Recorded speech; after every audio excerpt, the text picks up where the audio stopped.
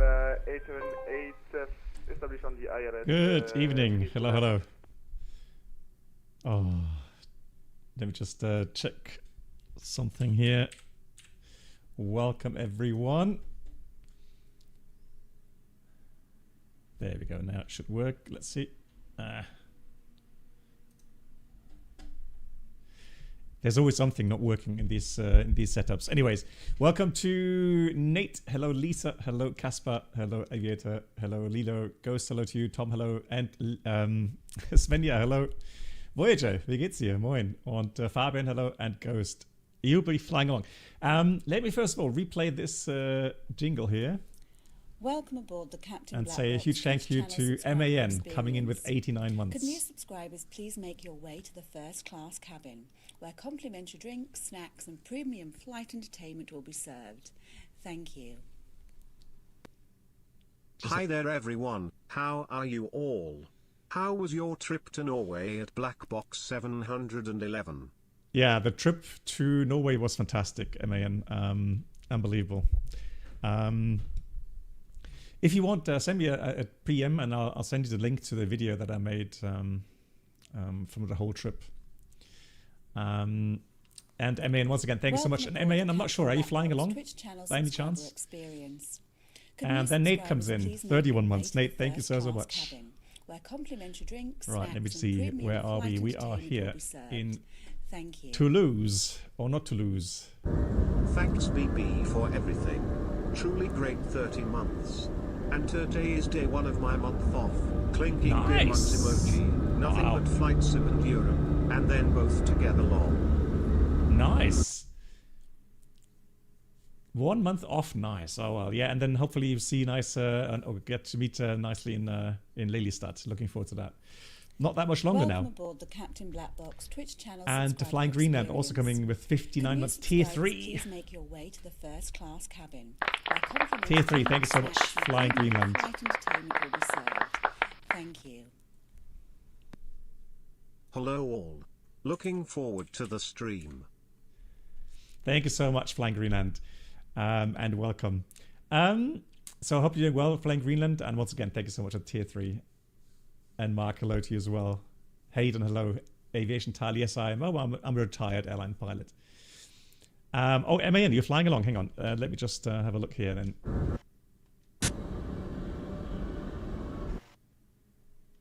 How do I get an outside view? Hang on.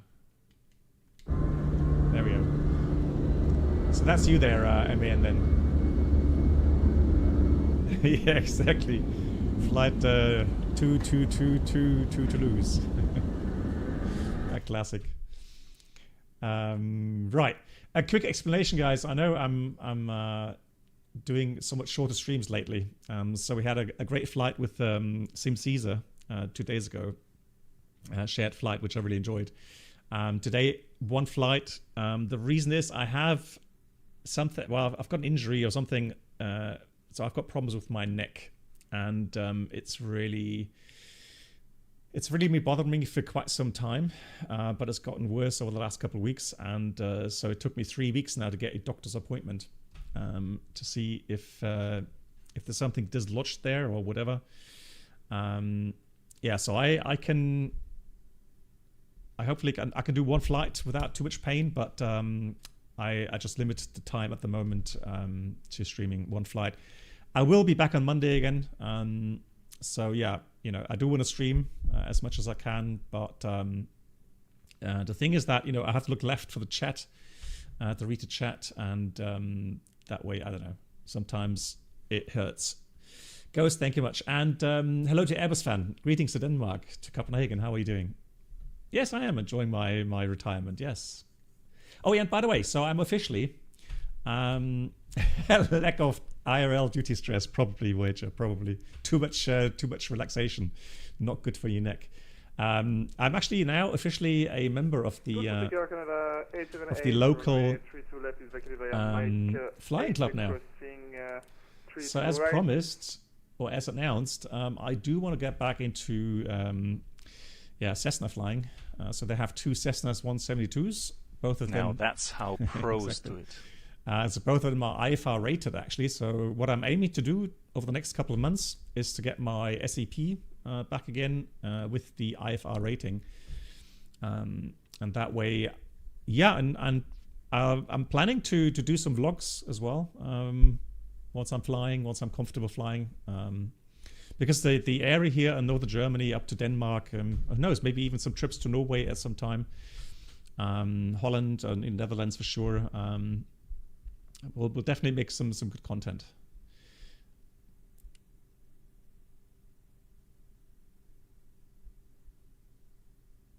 Lilo asks, are you up for a very hard challenge? Victor India Lima Hotel.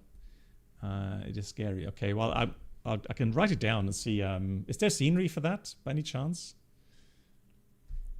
Then I can do that maybe.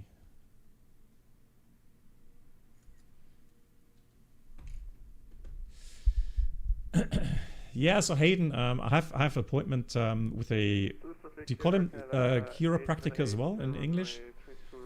So like bone breaker. And also some another appointment with osteopath. Yeah. Hey, cargo pilot. Oh, nice, pilot. Actually, you're doing your first session tomorrow. Nice. Airbus fan. I honestly. I'm not just saying it, right? To kind of, it's a chiropractor. Yeah. So that's the appointment Thursday I've got. No, I'm not missing airline flying. I'm not. So there's a freeware for the Victor India Lima Hotel. Okay, I'll have a look. Flight sim to you. Okay, thanks, Lido. Okay, I'll have a look at that. Exciting news. Just as I retired, I just got news 2 days ago. There's a new developer, Vector, and they are making a 787. Now, I know. Let's not get hyped. Okay. So let's wait until we get the product. We're able to test it and see how good it really is. But they have leaned themselves out very far out the window, as we say in Germany. So they have claimed it to be, one of the most detailed add-ons coming out for Microsoft 2024. Let me just have a look if I can find the website real quickly, so that we can have a look. And again, I'm not hyping it by any means, right? Because we are careful with these kind of news, aren't we? So let's have a look. Vectorsim.com. So yeah, that's the website. And they're actually writing there. Microsoft 2024 actual gameplay footage. Well, the problem is they're calling it a game already. Are you kidding me? Yeah, it's not a game, for crying out loud, right? I mean, Jesus. You've got to be kidding me. Yeah, like seriously. Hey, and Flugzeit, hello to you. How are you doing? Nice to see you. Got your message, Flugzeit. Thank you so much. Yeah, I'll get it back to you soon. Right, so they're saying Vector is excited to announce the development of the Boeing 787-9, which I've actually got the rating still until August, I think. July or August. I'm still rated on the 787-9 officially, so... we've been working quietly, deeply, obsessively for a long time. Now we're stepping out of the shadows. We've waited a long time to show you this, and this is only the beginning. There's a lot more to reveal over the next months ahead. Join us in the journey. Known internally as Project Griffin, this aircraft represents our most ambitious work to date. A modern long-haul aircraft built to set the benchmark for 787 simulation. Now, I mean, we have the Horizon mod, right? So yeah, what kind of comparison do we have, right? So we shall see. Like, again, we're not getting too hyped, right? Just being careful there, as always. Yeah, so Airbus fan, I think slowly but surely, it depends on Airbus fan what kind of add-ons you prefer.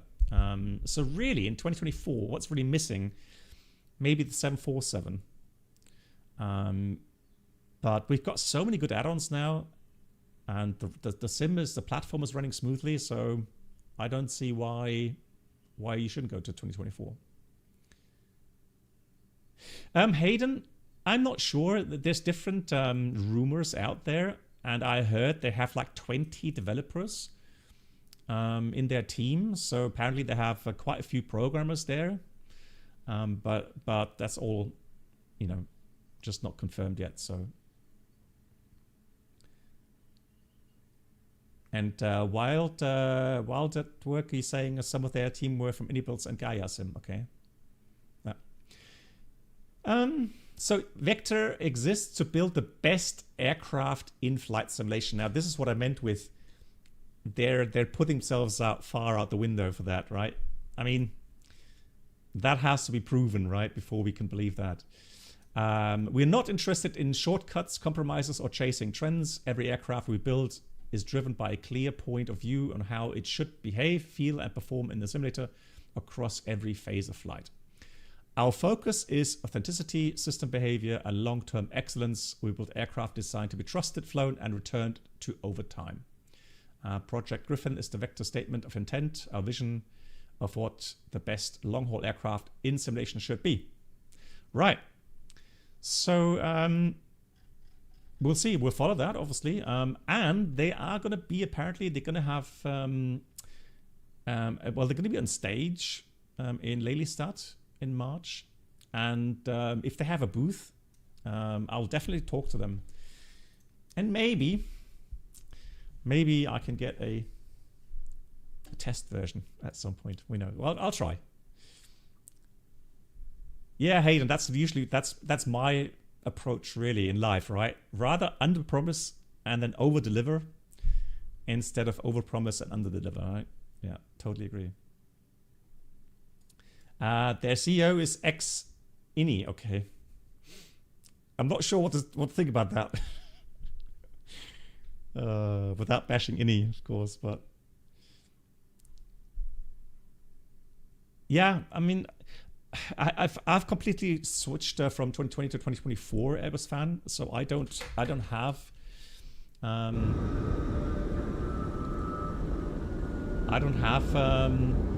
2020 anymore, the system, so I've done the switch. Yeah, they definitely have confidence, yeah. Good. Anyways, let's get back to the flight, guys. So we're excited to fly the A319 today. Let me just make sure everything's set. That's off. And we have the wipers off as well. Gear lever down, flaps slats all as it should be. Fantastic. Let's get the power on. And yeah, exciting. Flying to Calvi. We'll have a look at the weather in a minute. And Calvi, we've been there a couple of times, and the scenery officially working in 2024, which is nice. And so we have in our airport infos a little bit of a diagram to show you how, hey Gaby, how to fly the circling onto runway 36, which is always a challenge. Yeah, Airbus fan, try it. Let me know how it goes. Kalium, yeah. All right, apart from my neck, as I said at the beginning. Why is he flashing at me?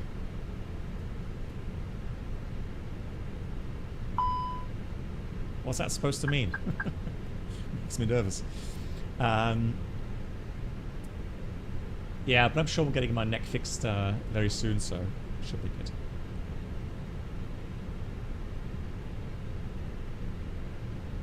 Someone got the lizard spam. What's a lizard spam?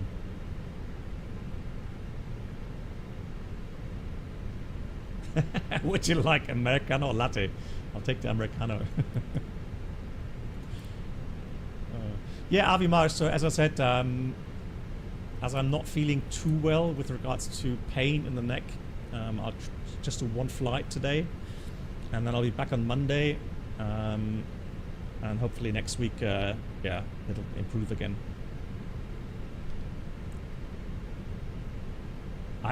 Almighty Lashley, I've never heard of that. I'm sorry to say, so I guess people here will know, but I've never heard of that. Good. The flight warning computer started up. Let's do some fire tests. Thank you much, Avimar.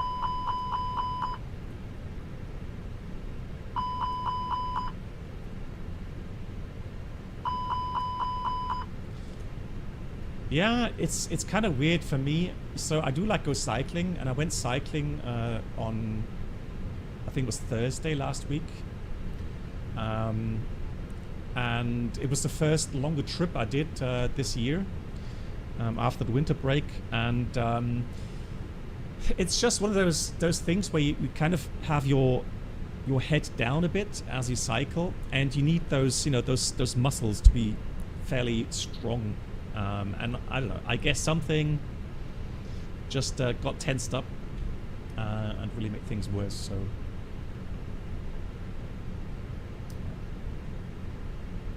yeah, Nate, I mean, like I said, I maybe I'm too old for that, for those kind of things. All right, good database I can see here. Oh, that's a kind of weird viewpoint. Hang on. What's this viewpoint?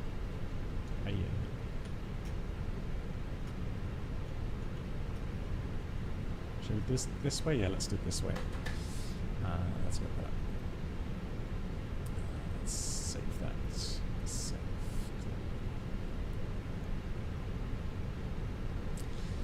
Oh, Almighty! I've had my first horrible experience with a completely stiff neck at your age. It was so tight and so painful. I couldn't move my head at all. I had to lie down, and then actually a doctor had to come to my flat and actually gave me an injection to relax all the muscles, and it took like a week to get better again. I know all of the issues. That's actually why I'm wearing kind of a scarf all the time lately. Just to make sure it's all warm and doesn't tense up too much. Sometimes everybody has their own kind of, little weak spots, right? And mine is the neck. So, right. Anyways, let's not talk about health issues. Let's talk about flying.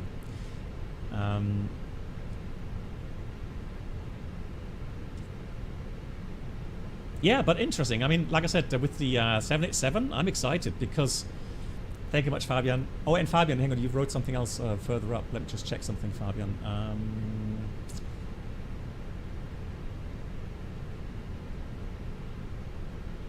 Regarding... Because I said something about vlogging. Oh, yeah, there we go. Oh, there we go. So that's Cargo Pilot. Sorry, Cargo Pilot said, if you need a camera guy, call me. You need 20 minutes. Okay, cool, Cargo. I'm thinking about getting one of those Ray-Ban Meta glasses. You know that on Instagram you've seen or you see more and more of these cockpit videos from pilot point of view, and apparently they're all filmed with the those sunglasses. So I'll have a look. Your dad has one, Ghost? Okay. I know that it's at the moment they're only like they're not 4K, but I mean it doesn't really have to be, right? And we'll see. Maybe over time they'll improve. You're not even the pilot, but you think of getting one of those. Look cool, yeah. I still have my. They're called Wayfarer Ray-Bans.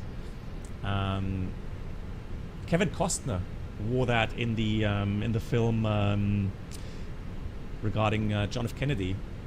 I mean, he didn't have sunglasses; he had normal glasses in them. But those were also the Ray. What are they called? Yeah, but very nice glasses, and I bought them back in FENIX in 1992 or 1991. Yeah, Wayfarer, I think they're called, Ray-Ban Wayfarer. Very nice.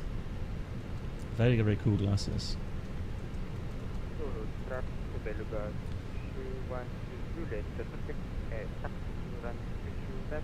Yeah, I have one of those as well, Fabian, believe it or not. Good. Hang on. My wife just asked if I'm already streaming. Yep, I am. I'm not sure if she's back. Oh, yes, you're right, Flugzeit. Yeah. Yeah, that's where I saw them as well, right? Don Johnson in Miami Vice. Yeah.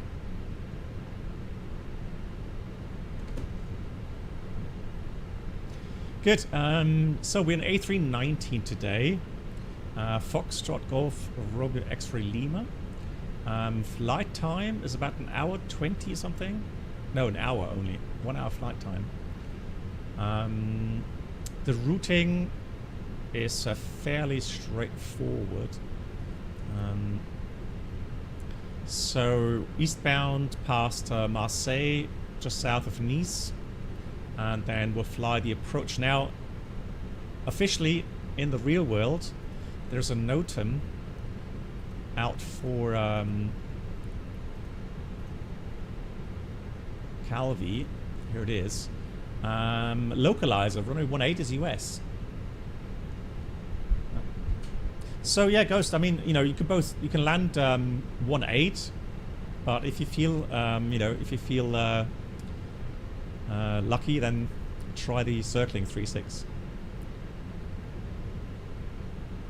Okay, Nate, yeah, I have to check that again as well then. Thank you much, Sven. Yeah, I'll send the wishes to Vika. Yeah, thank you.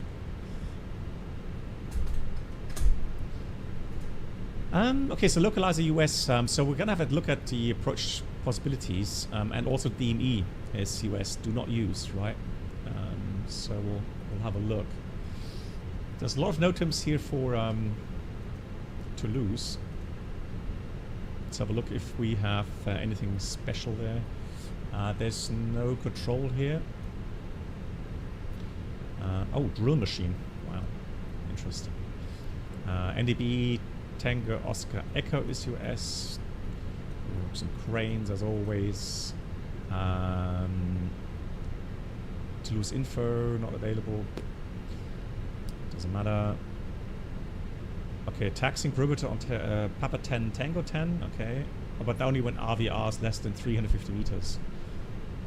Probably because those taxiways aren't lighted or something.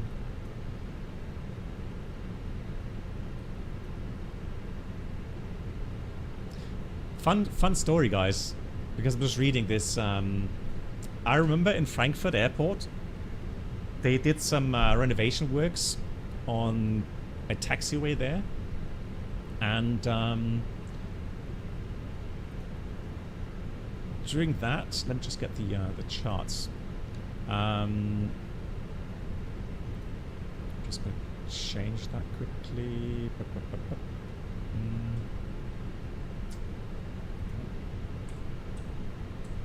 Do it this way. And during that time, on that taxiway section, the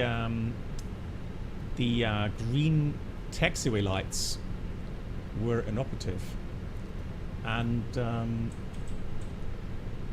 of course it was in winter time, or it was in autumn time when you had fog, and let me just get the west part here. Where's the west part? The west parking stands there. And so I think it was on this part here, November, and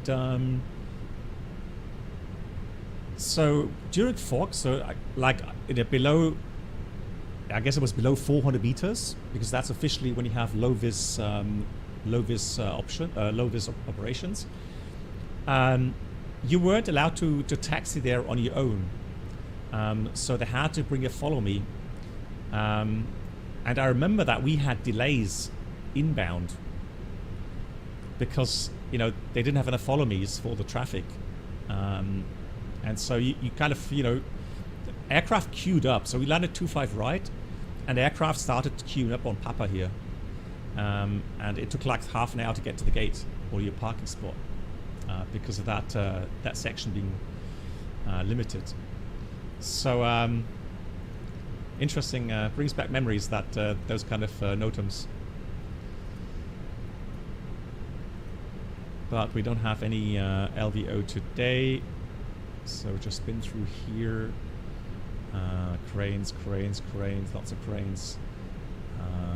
Climb gradient 3.8% until 700 feet. Yeah, no problem. Okay, all good.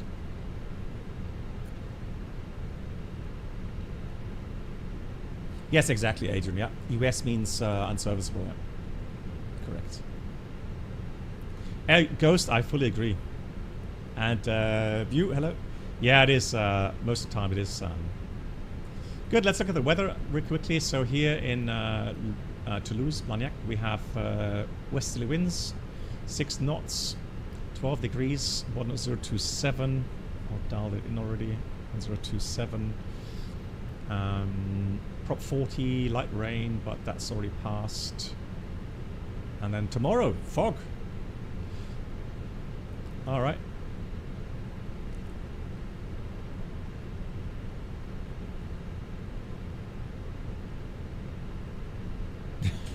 Yeah, Fabian. I mean, yeah, some of these.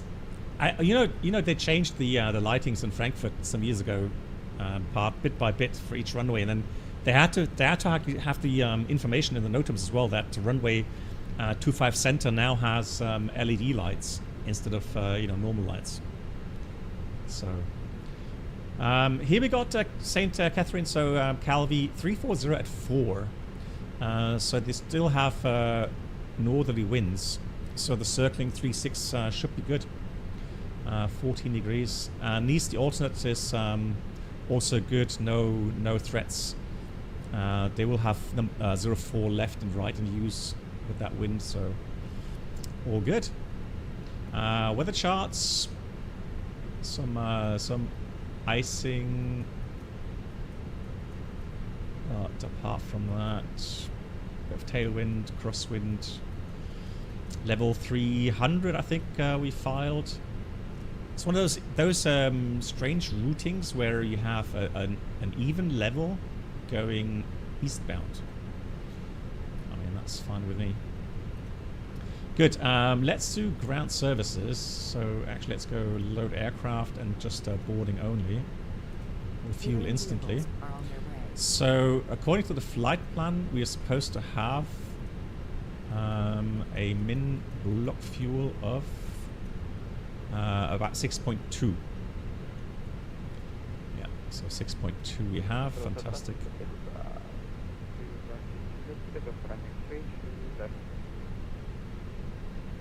Okay, check for the charts. Let me see. Yeah. Let's see what we have in Calvi chart-wise. So the localizer is unusable, so we'll use the RP Zulu initially. But we don't have any circling charts, no. So circling, it only says prohibited east of the runway. So we have to do west of runway circling, and the circling is at 1700. But I have that here as well on my little chart.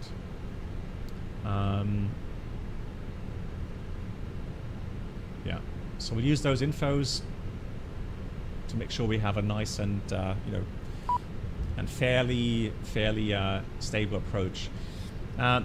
This is one of those approaches where it's completely non-standard because the way the terrain slopes here, you're literally like flying along 500 feet above the ground, and you're descending with the terrain. But it really looks really weird that you're like 405 feet above the ground, and then look at the runway, and you'll see 4 white parby lights, right? So while on base, hopefully you'll get into the normal path at some point. But yeah, this is kind of weird. Bank angle wise, if I remember correctly, You don't have to do a steep bank. I think, you know, you don't have to do a 30-degree bank. Now, you don't want to overshoot, obviously, but we'll see. We'll see how it goes. But always a fun approach to fly to. Aviomar, normally, yeah. Yeah, normally with these winds, definitely. 360 departure, 18 landing, yeah. Yeah, Ghost, and I know, you know, Captain Joe. He's also got a video, like six years ago or something. He flew for Air Berlin. Maybe it was even longer ago, but he had a video on his YouTube channel. I don't think so. No, I mean departure. Let's have a look here. They're all northbound, you see. Yeah, they only have 3.6 for departure. Yeah. Cool. Good. While that is going on, why is it so dark suddenly? What's happening? Catering is finished. It's cloudy. Cloudy. Right. So let me have a look. I'm gonna go fetch my. Don't have my iPad here. Let me get my PDF plan on this side. So we have cost index 26. And cruise was at 300, and the temperature up there is minus 50 or 51. Put that in there. Here we have 11 degrees on the ground, and we are expecting initially zero fuel weight of 55 tons. So we'll put in 55 in here. And we had 6.2 block fuel, and the alternate fuel. Let's have a quick view here. Alternate fuel for Nice. Nice 1.3 roundabout. So 1.3. Oh, it's already in there. 1.3. So we have, I would say, about a ton extra fuel. So we do have enough fuel for another approach if we need it. And MG King, hello. So let's have a look. Cruise phase, descent phase, all in. Fantastic. All right. So flight plan. So quick look again. There's no ATC here. So let me fetch the weather. Quickly, weather request. Let's go. Lima Fox Bravo Oscar. Toulouse, Meta, yes, send that off.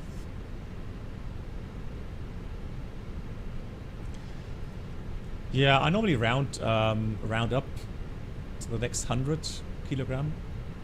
Right. Yeah. Well, no, I always round up because so I always take it to a more negative you know, impact, right?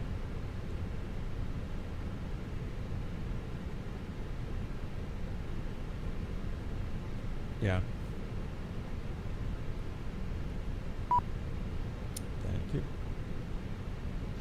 All right. So the weather is like Emma Angels wrote, 1027, 11 degrees. Yeah. So I'm planning for runway 32 right, and it should be the FENIX 7 Bravo departure. Although. Wow, there's so many FENIX departures. So a quick look here, what makes sense. Oh, and by the way, remember the last time we used the FENIX that we had a crashed desktop? And we suspect it has to do with the fact that if you're using Lido charts here in the EFB. So apparently a lot of people are having issues with that. So we're using Navigraph. So that is that. Okay, so let's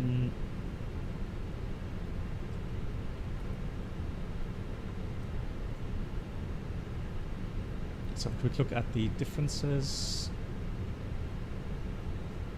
Okay, so the 7 Alpha would have a lot more climb gradient, so we can't do that. You see this, well actually 7 Hotel is 1-4. No, it isn't. It is just for the 3-2 right, it is only 7 Bravo. Alright, that answers the question. So 7 Bravo it is. Yeah, Psycho, but I'm just going to be careful now, because, you know, when we streaming, having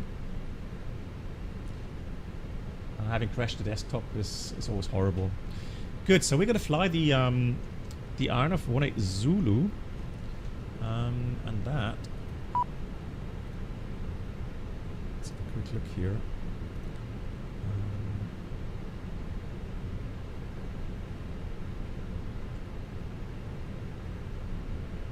Sotri, there it is. Sotri 2 kilo to Bisky. Okay. So we'll take the 2 kilo and then approach via Bisky. Let's have a quick look here on the plan page.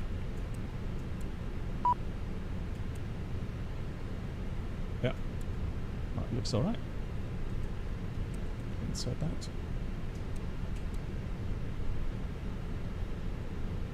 Yeah. Yep, I mean exactly. Yep. I agree. 7 Bravo is for the 3-2s. Alrighty. Secondary flight plan. Let's copy the active. Why is it beeping at me?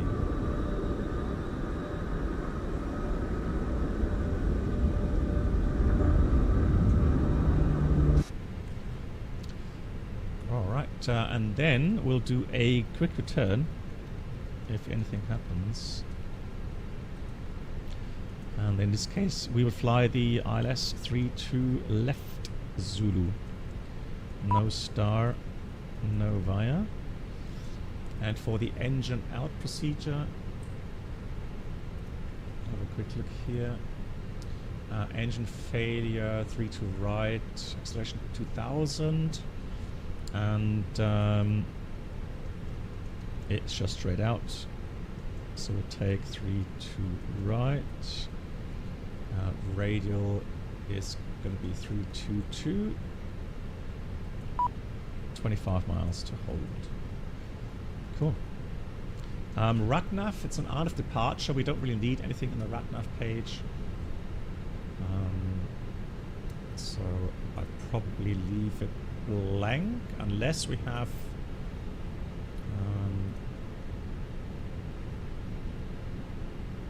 I'll take Toulouse, that's fine. It's not directly at the airport, but it will help nonetheless.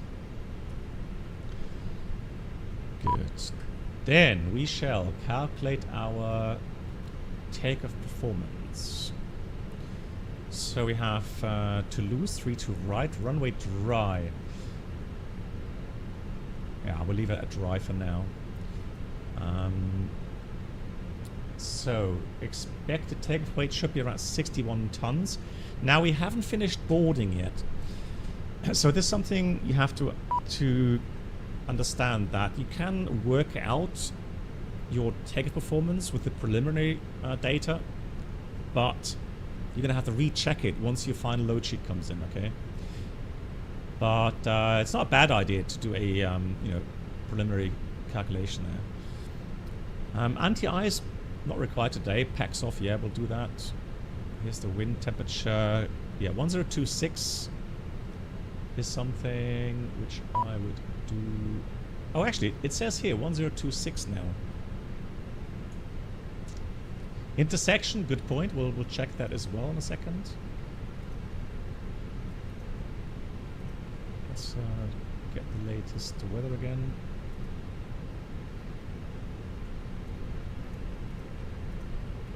Let's do that. Yes, send.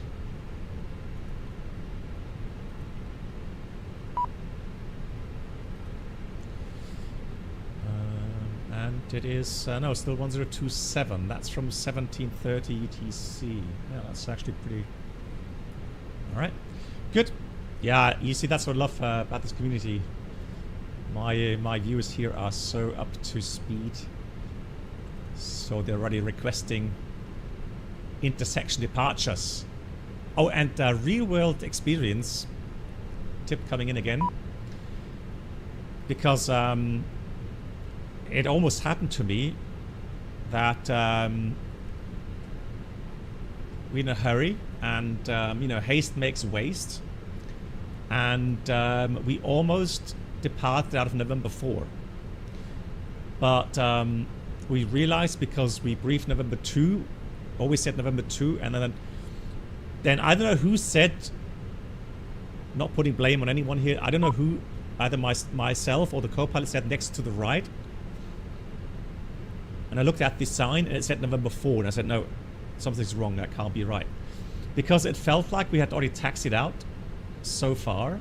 But you can imagine taking November 4 instead of November 2. That could get you into big trouble, so careful. Hotspot 1, it says there. Hotspot 1. Let's have a look. Hotspot 1.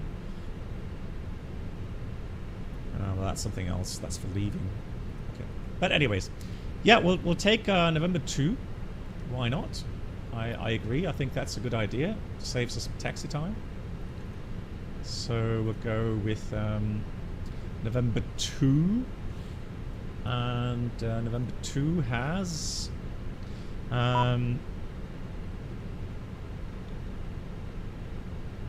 2,300 meters.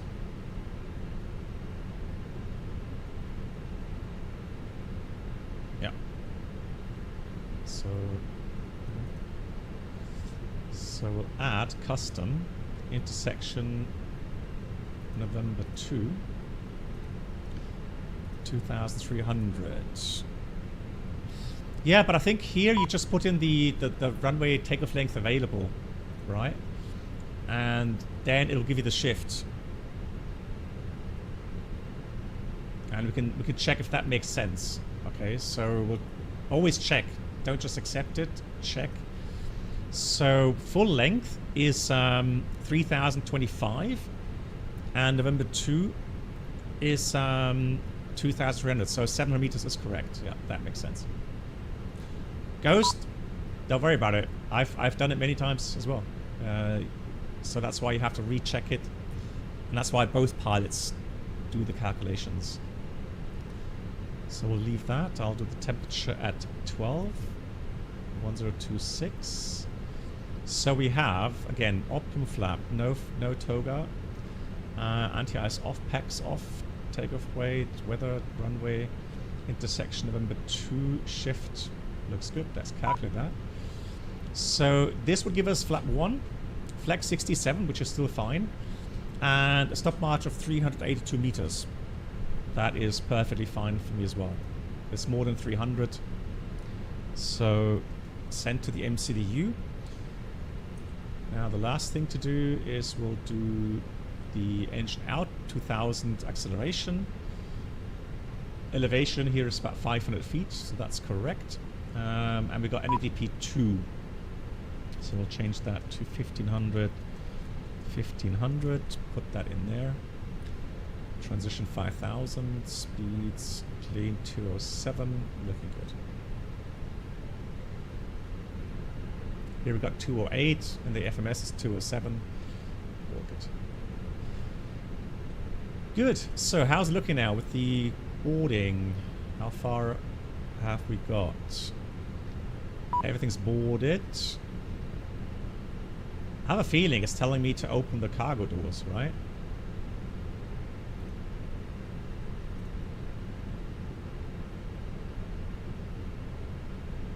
though. I'm not sure.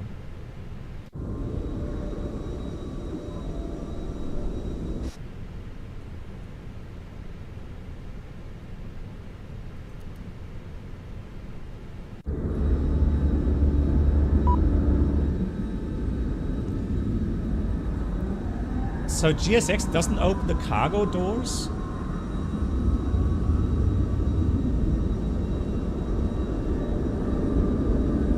MAN, Dankeschön, ja. That's weird.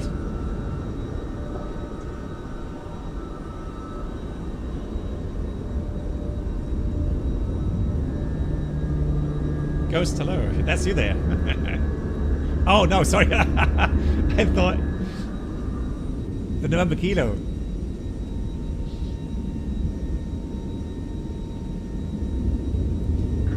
Yeah, I don't know. Yeah, I don't know. So I said load the aircraft. You saw what I did.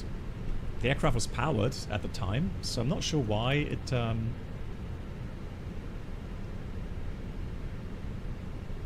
It didn't allow the. There goes. No, so some time ago, somebody said that they had a job on the ramp. I just saw someone here on the ramp, and then I thought I didn't see the aircraft on the next side there, so I thought you meant you're here on the apron.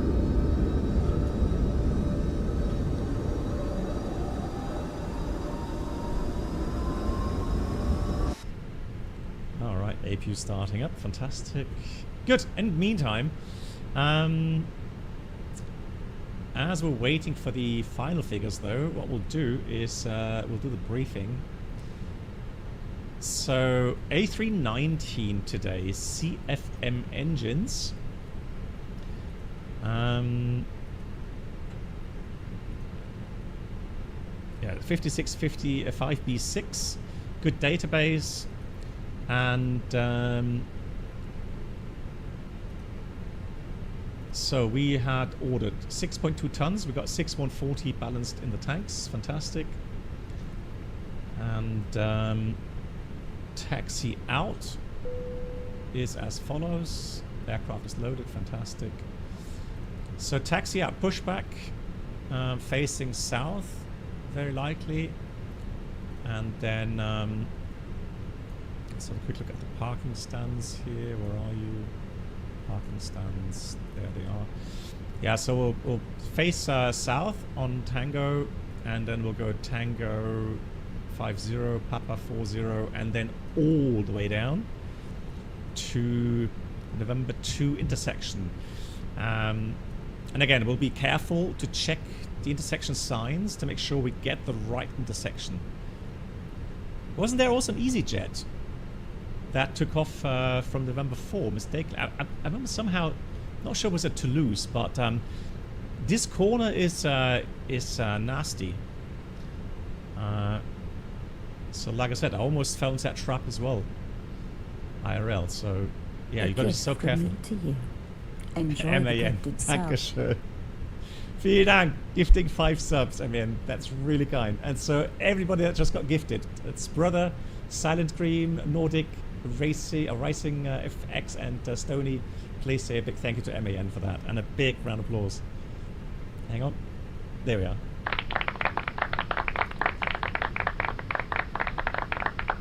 %, yeah, you can easily get distracted during briefing as well. 100%. Good. MAN, Dankeschön. And so we are then going to fly the FENIX 7 Bravo departure, which is RNAV coded. First of all, straight out, track 321 to 1,000 feet. That's 500 feet above the ground. Then we continue to Toulouse VOR, and that's an overfly waypoint. So we're not allowed to turn prior. We have to overfly Toulouse VOR, fly over, then we turn right. Going towards Bravo Oscar 323, and then to FENIX. Initial climb is level 70, sector 2,900 feet. And extra fuel, about a ton extra in Calvi, so that's about 25 minutes fuel in Calvi. Engine out, acceleration is in 2,000 feet, or accelerate the aircraft, clean up. Then at green dot, we'll continue to climb with max continuous thrust up to at least 3,000 feet, which would be safe, northeast of the airfield, and then we'll fly the ILS 32 left back to Toulouse. Max landing weight is 62.5 tons, so we are already below max landing weight. So we can return anytime without reading the overweight landing list. Anything specials? Any threats?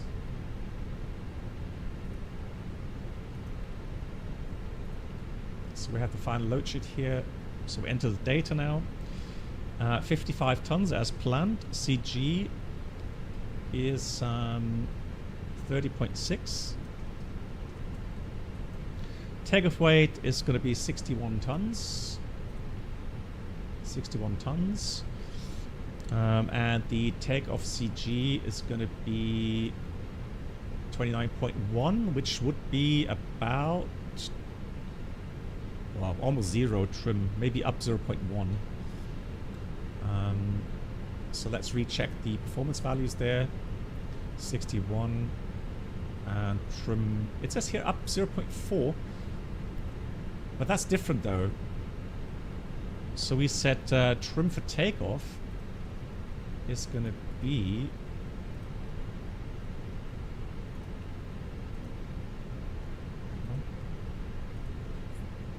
oh, 29.1.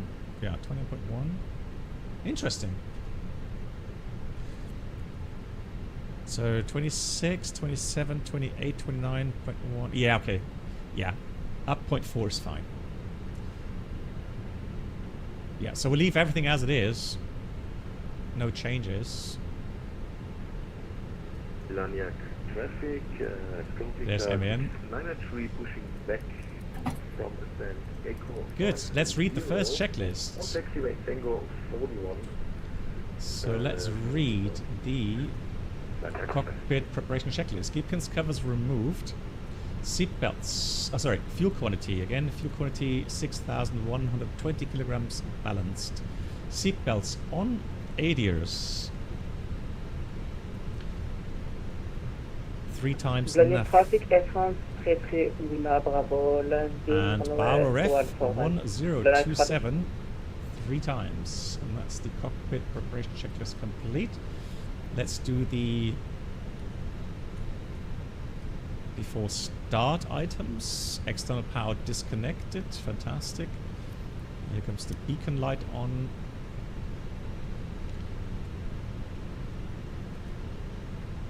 Let's see if we get some Air France.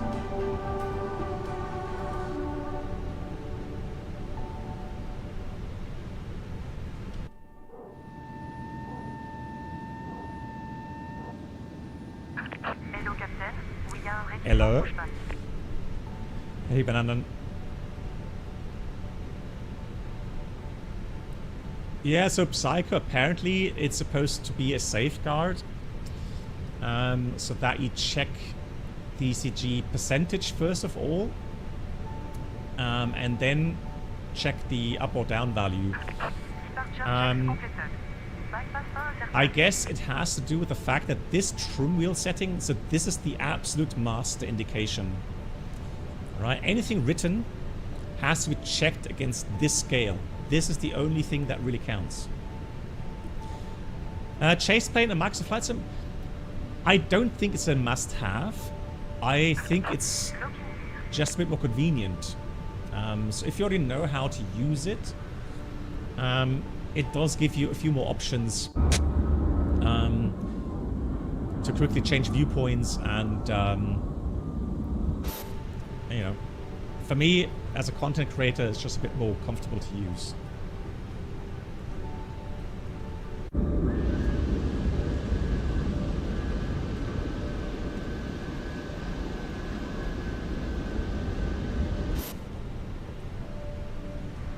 Yeah, me too, yeah.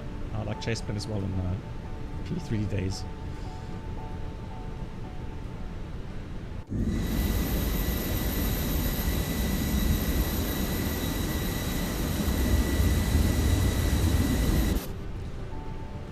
So you say it's some people reporting sim crashes because of it?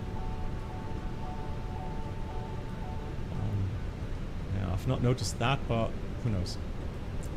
You never know. It could be. I'm not saying it's not. Could be. Right. Let's see. So we've got GSX. Continue. And then we'll do the quick edit on the map. Avec traffic, Air France très Lima, runway 14. Oh, hang on. Let's do this way. Clear. So let's do it facing this way.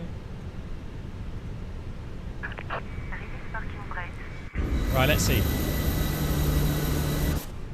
Toulouse traffic, Air France 711 is pushing back at stand. So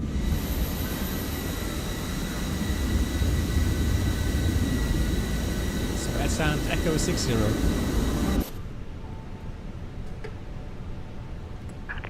Black traffic essence très Lima, taxi to Echo 60.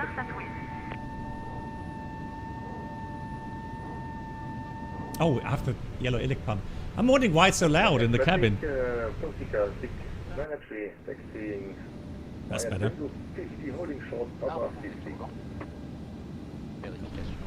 Right, B4 start checklist.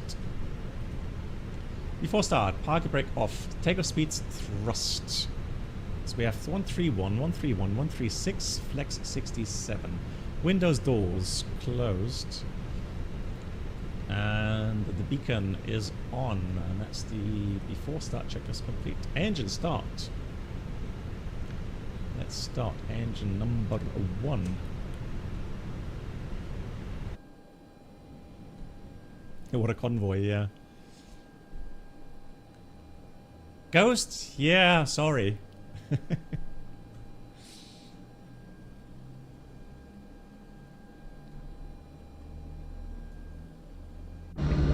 London traffic goes just energy exiting via Papa holding point November 1. Décollage et l'atterrissage. Les démonstrations de sécurité vont vous être présentées. Accordez-nous quelques instants d'attention. Oui, oui. Ladies and gentlemen, we remind you that this is a inform you that the use of electronic devices is not allowed during takeoff and landing. We will now show you the safety procedure. Will you please have your attention for a few moments? Available. Starting engine 2. Love the sounds. BTU's great. Yes, so Quotenwagner. We talked about that at the beginning of the stream, yeah? I showed the website from Vector. But we said in the end not to get hyped, right? They're claiming a lot regarding, you know, the accuracy and the flight model and etc. the simulation. So as always, we'll wait and see. Okay, don't get hyped.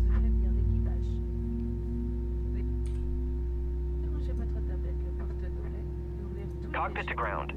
We have a good engine start. You can disconnect. I'm hoping for more announcements and more pictures, or maybe even some gameplay, simulation footage in Lelystad from them.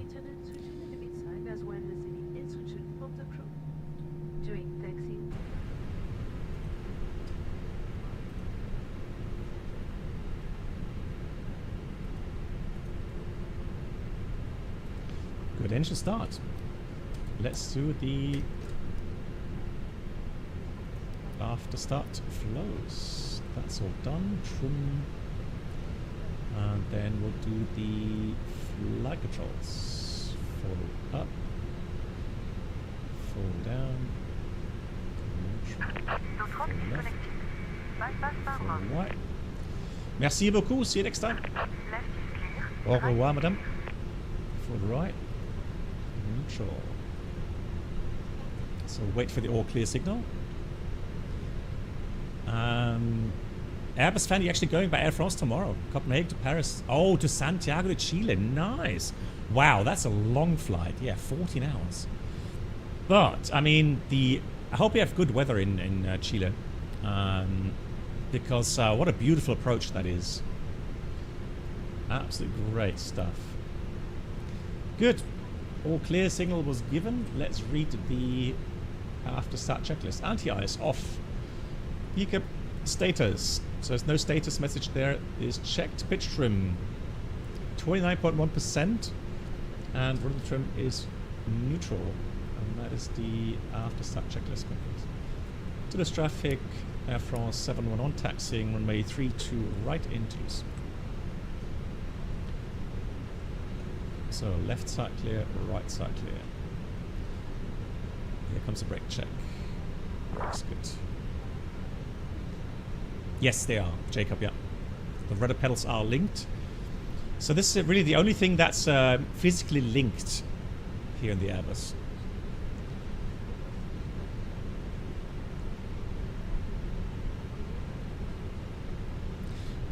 Yeah, but I'm not sure. Did FENIX back then really claim it to be the, you know, non-plus ultra flight sim?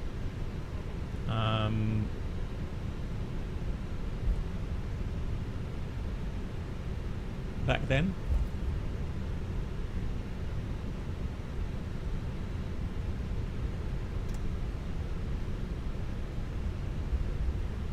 Hey, Fishburne.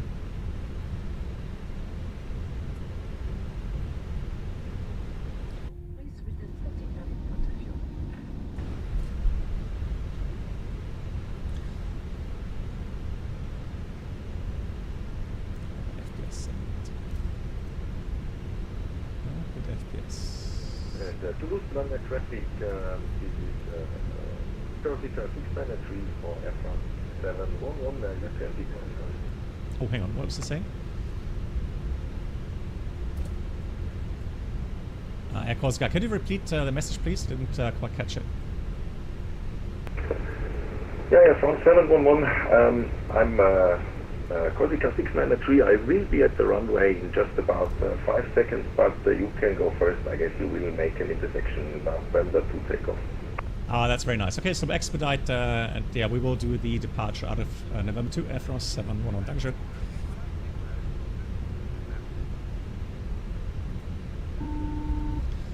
Right, cabin.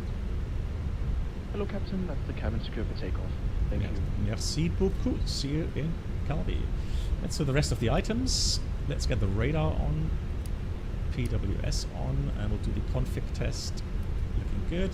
Taxi checklist.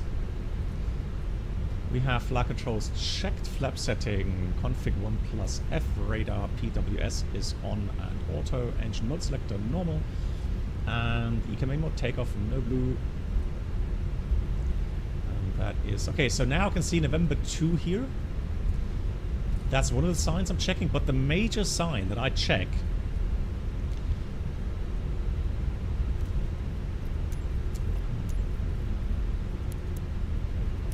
is the sign at the runway.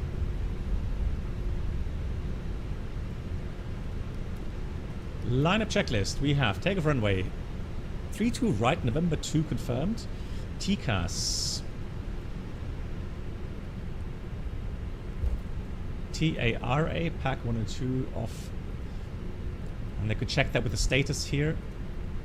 Pack 1 and 2 off. Toulouse traffic, Air France 711 lining up departing 32 right in Toulouse. Good. Are we ready for departure? I think we are, right? We did check November 2, looking good. Weather radar looks clear. Everything's set. Let's do a rolling takeoff, resetting the chrono. Off we go. Takeoff.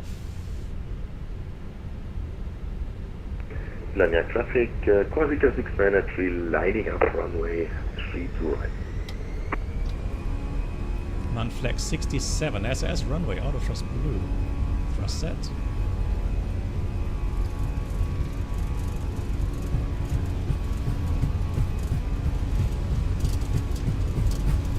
Knots.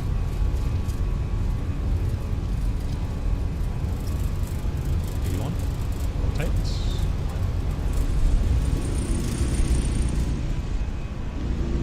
Bars rate.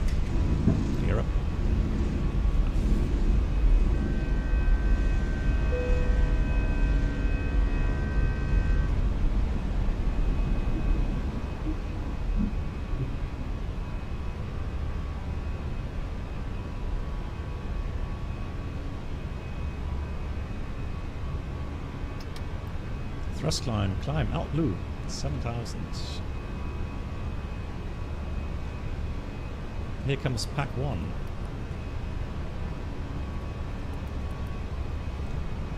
Actually remembered. What? What did I forget this time? Hang on. Oh. Just. Right. Always forget something. Traffic, Corsica 693. Takeoff, fired, yeah. to right. Land that traffic. Unforgivable. Fired. Flap 0, speed is checked. Flap 0. Autopilot is on. No wind flex there. Blame the co-pilot, yeah.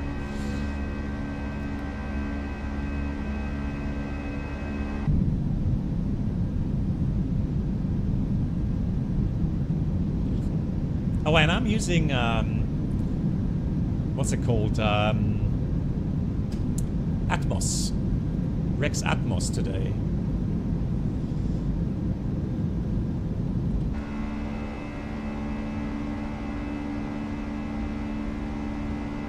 Chat's the co-pilot though. Yeah, but I mean, that's hard to catch.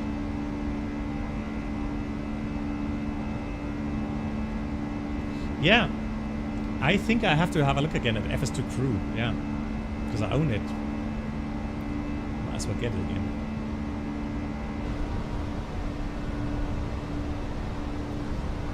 So.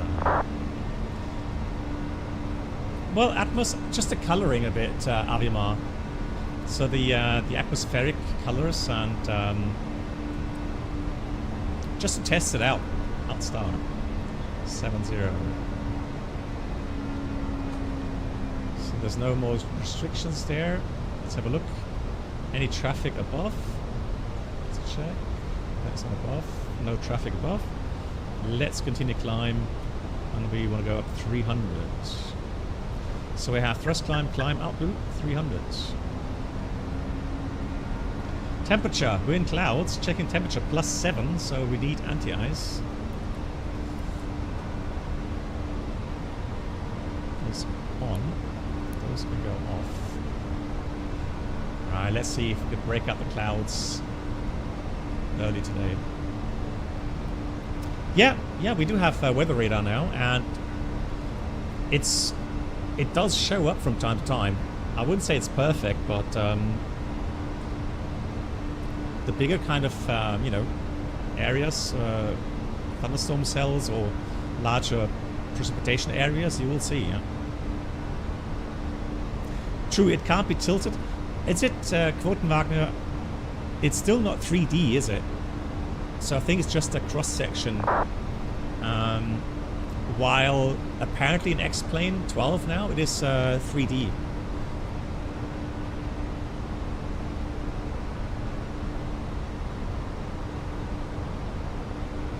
Talking about the clouds here.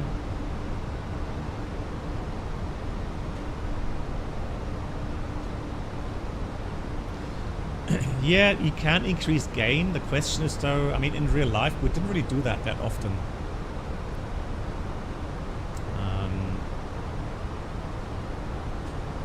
So let's have a quick look here. I'm going to switch off anti-ice for now. 319, guys, is an aircraft that has, good amount of power. And so, I mean, today we have a fairly good climb speed.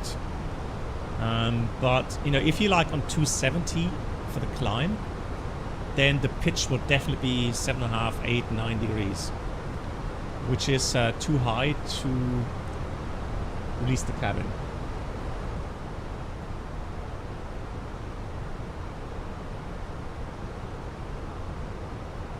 Most of the time, IRL, you would use the auto tilt, yes, but sometimes we would switch it to manual tilt to scan the weather a little bit more, because in automatic tilt, this weather radar system, it has 2 beams, IRL I'm talking about, so it does a fairly good summation of the vertical scan. But just in case you're not sure or you want to check, you can use the manual function. No, I've never flown the Airbus A320. No. No.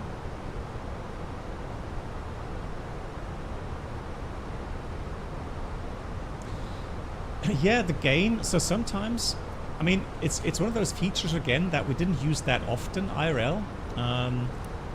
But sometimes there can be weather situations like frontal rain, where it is just a lot of rain, it's a lot of moisture, but it's not really like a thunderstorm, right? It's fairly slow falling rain, but it can really overpaint your picture.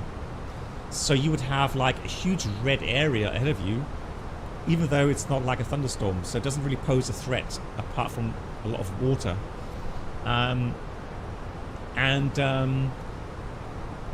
Then you could kind of turn down and play around a bit with the gain to see, you know, is it really kind of, you know, or are there any hidden strong areas within that region?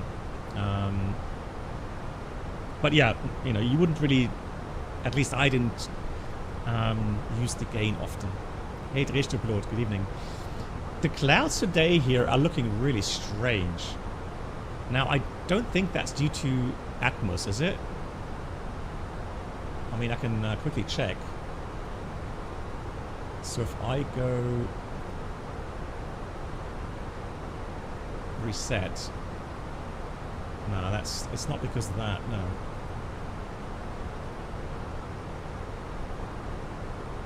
Actually, well, it does enhance it a bit, doesn't it? Makes it a bit clearer. Interesting.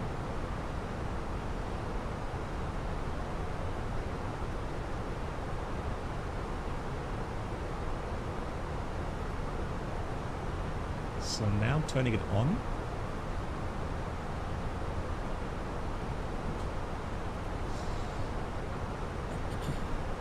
Volcanic eruption, yeah. Good database, guys. We did a couple of things in the database, or in the flight plan. Fix info, for example. Let's clear that out. RATNAV clear, secondary copy active. And then we'll check again with the pitch, which is fine, 5 degrees. So let's switch off the seatbelts. And yeah, enjoy the climb.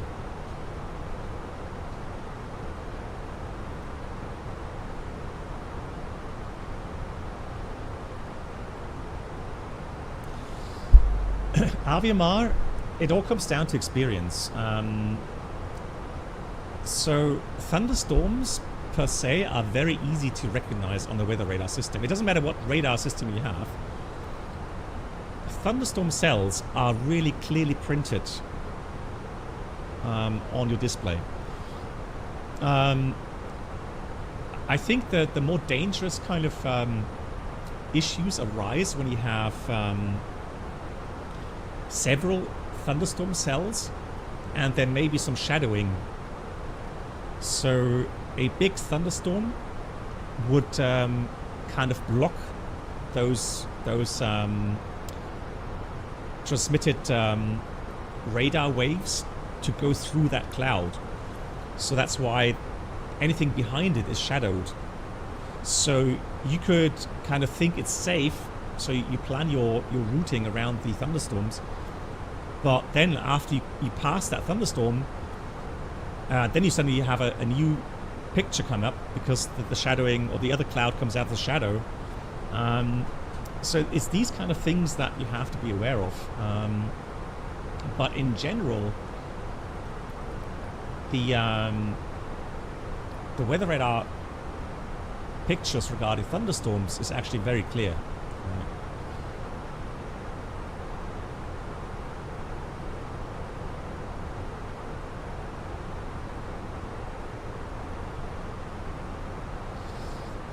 Yeah, but that's what I like. So, I mean, quite often when I'm getting higher up, I find the sky too bright.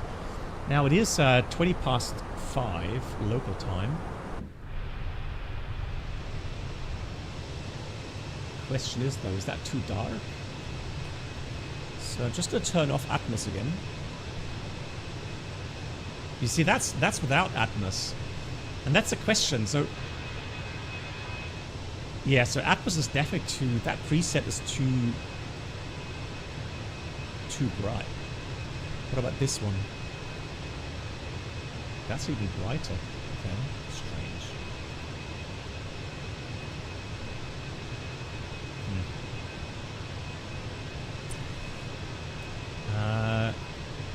So is that Atmos or is that Enviro, either?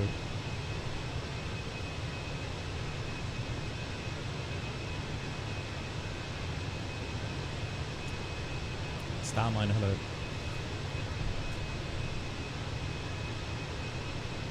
So you have Atmos presets and you have environmental presets. Both. Ah, okay. So if I type in AB MFS 2024 version 2 and search for it, no records found. So how do I find that? How can I search for that?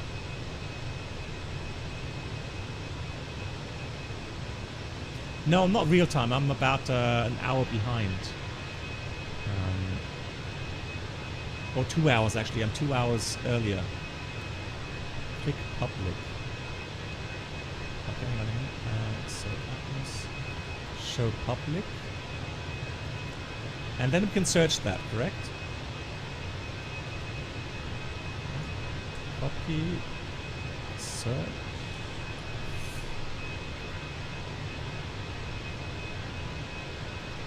Not found, unfortunately. Search. Welcome aboard the Captain Blackbox Twitch channel subscriber experience. Could new subscribers please make... Oh, I found it with, yeah, Microsoft Flight Sim. Yeah, okay.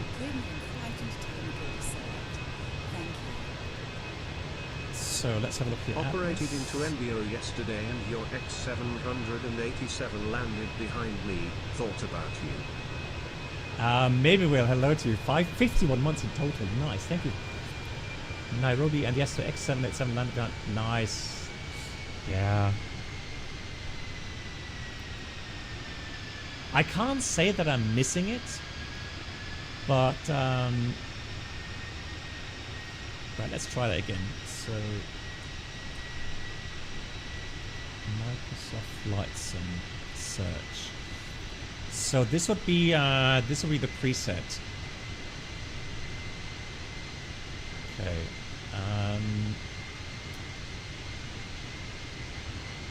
Okay, that's the Atmos preset. Oh, now it crashed. Right.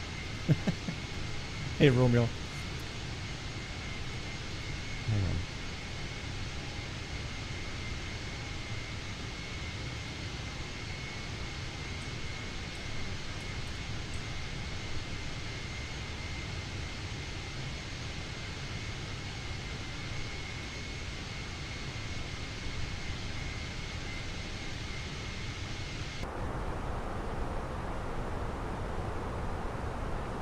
Try again in a second. Right, 30,000 feet. Engine ATI is not required anymore. Let's switch that off. And let's do a first fuel check. So we just passed Brusque.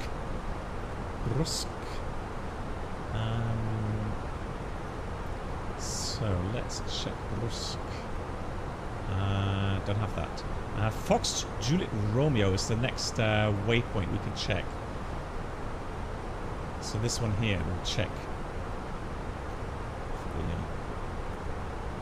Oh, it's crashed again, guys. I'm gonna mess Atmos. I don't know what's going on, but the add-on just crashed again on me, so I'm a bit weary. I'll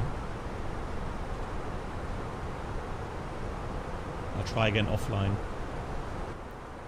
I'm just worried that it's gonna be crashing my sim at some point.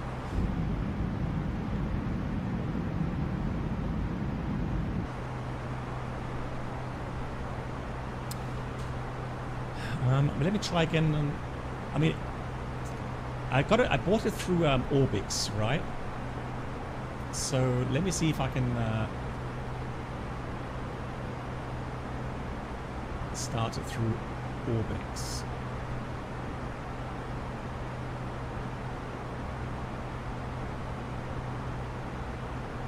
And then let's see.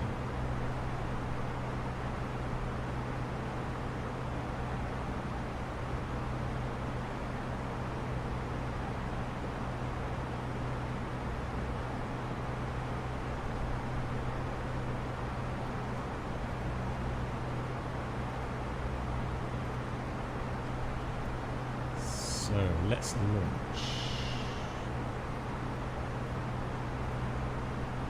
Yeah, it's core. So it does start core.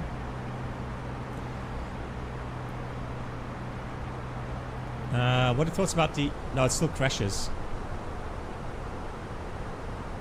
It starts up, it tries to connect, and then it crashes. So, no, I'll leave it. What are your thoughts about the A340? Regarding indie builds and the upcoming airs of Toulouse. Now, I think the Toulouse will... I mean, it's Aerosoft Toulouse, right? So my reservations are obviously not because of Toulouse, because I use their products in X-Plane, and yes, I know they're visually not quite up to, you know, par with the FENIX or... but I don't really mind. I like the other aspects it brings in X-Plane 12, especially with the shared flight, for example. Even though it's not maybe 100% correct in the simulation, I still like it in X-Plane, and I use it. You know, doesn't matter 330, 340, 320 series, right? So. Having seen the stream, I didn't watch it completely, but I watched it until they failed the engine and the hydraulics, and then I had to go. But I thought the visuals were okay. I didn't think the visuals were really that bad. Sounds are okay. So I guess it all comes down to, you know, performance, FPS performance, and reliability, because it's a long-range aircraft, so you really want to make sure it actually is, you know, running, stable. No Ghost. The 340, reason being is the 340 for me didn't have such an attractive route offer, so they had a lot of short flights. The problem with that is that your monthly duty then becomes so packed that you are going to be home only for 10 days a month. So if you are flying, let's say, the 747 or the other aircraft that have very long flights across many time zones as well, then you have more free time. So, you know, then your plan would be like, maybe you would have like 12, 13 days every month off, maybe sometimes 14 days a month off, right? So, and that for me, as a, you know, commuting back and forth to Bremen, that had a high value to me. And so the 340 I never found the 340 attractive enough.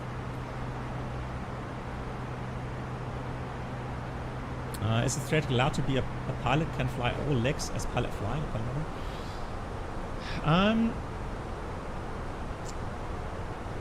You have to have 3 landings every 90 days on each of your type-rated aircraft.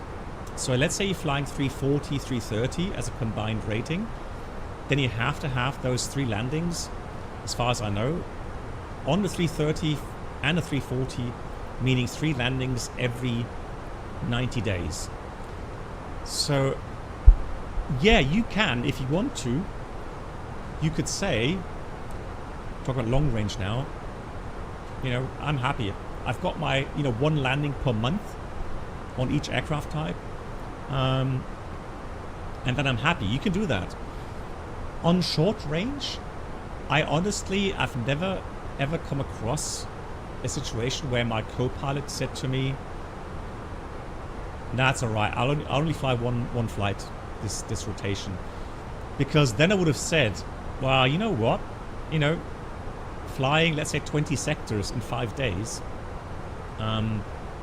is tiring to be pilot flying all the time, right? So,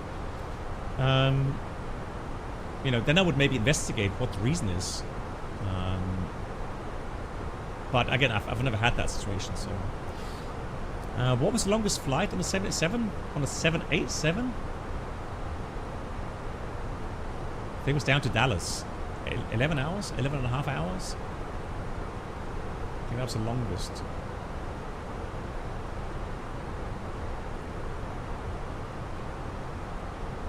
No, Cape Town was about 10:30. I think Dallas was even longer than that. But Cape Town, yeah, Cape Town was 10 and a half, yeah.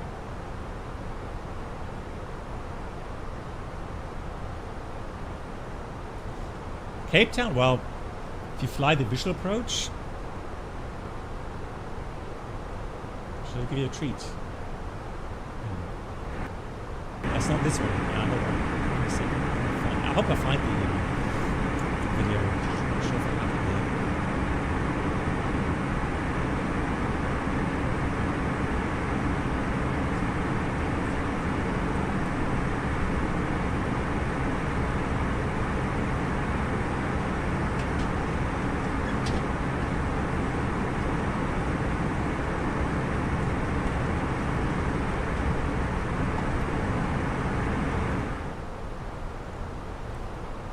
I'm not sure if I have it on this hard drive, because I know I have it on the other PC.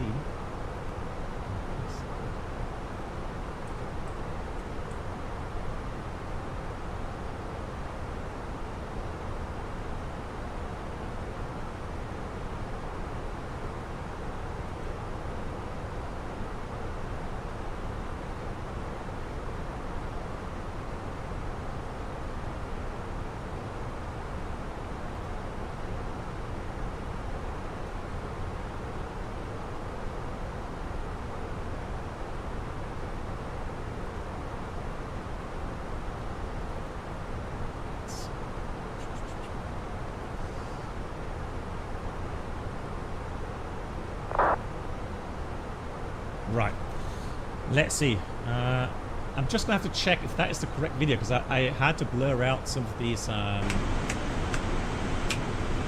faces of my colleagues there.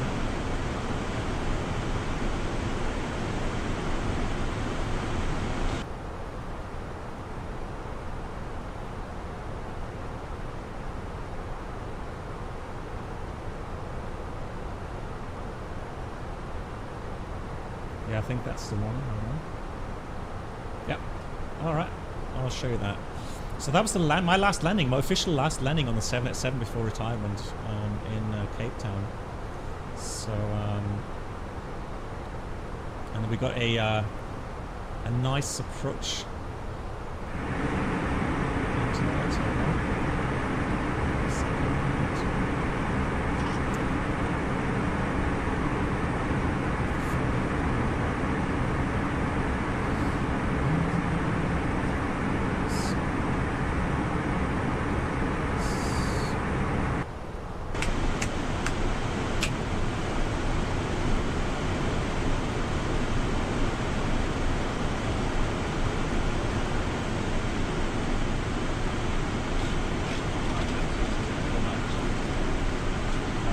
Previous video, yeah, that was Keflavik, yeah. I'll do the fuel check silently here.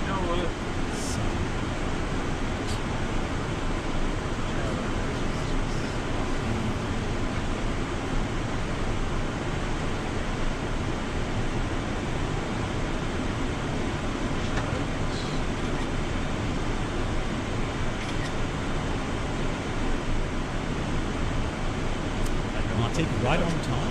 We have a quick fix. Fantastic.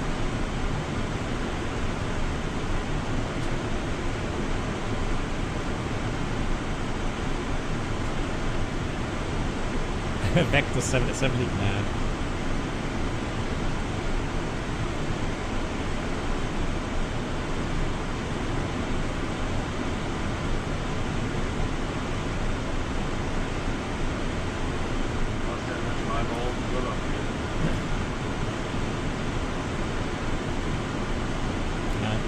3640.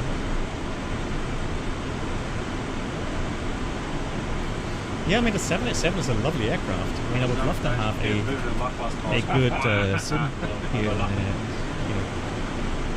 a nice 787 add-on here in MSFS. Now, what you'll see me in a second, you'll see me hand fly the aircraft fairly early on. So in German, I'll ask my co-pilot, I'll say, you know what? And he says, yeah, do it. He knew exactly what I was going to ask.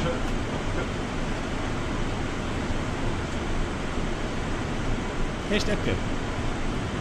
Oh, good, we're in flight.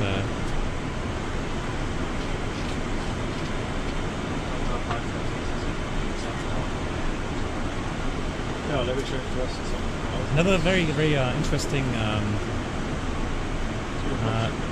thing that we had is on final. Initially, we had like almost 30 knots tailwind, which really made difficult descent. So we had to lower the landing gear very early on using speed brakes.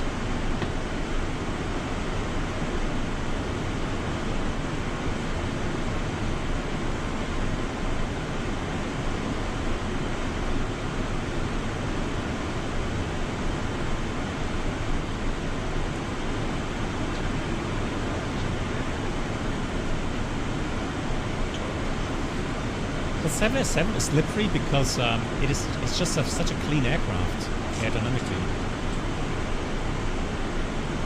So yeah, it just glides better. It's very fuel efficient, right? Vectors in preview, no.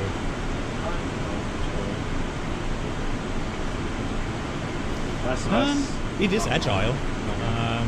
It doesn't feel heavy per se. There we go. Now we're in manual flight. Yeah, just taking that little part. And flight directors off. And auto fixed. Exactly, Manuel is not flying. Who is Manuel?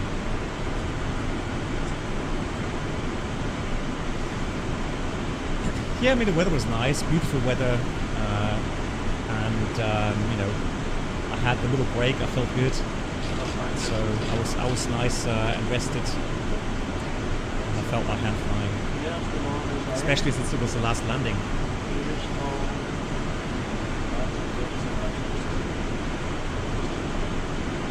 Yeah, Nate, no joke. I mean, I've always said it. The 787 to me is a lovely aircraft. Hand flying wise, or manual flight is great. The total crew depends on your config in the cabin and how long the flight is. So we had about 10 cabin crew. So yeah, we were between 12 to 13 people.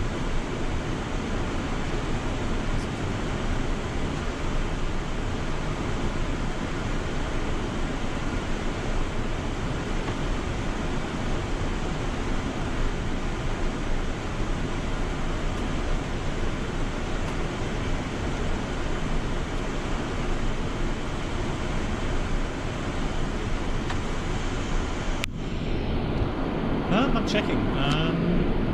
No, not yet. No. We're doing good.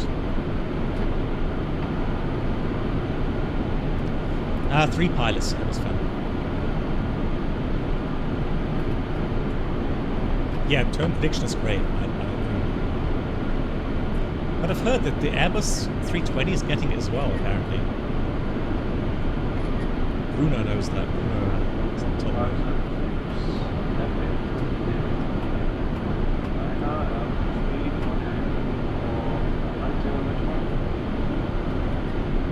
No, Jacob, is personal preference. I mean, for us, you didn't have to have the FPV on, so the flight path vector. But I always thought it's a great little help.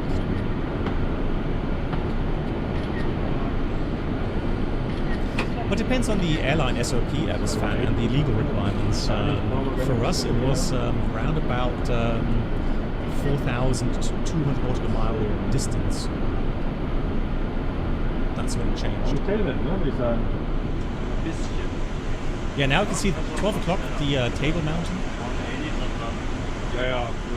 And the right hand side of the island there is when Nelson Mandela was imprisoned, Robben Island. Yeah. Robben Island.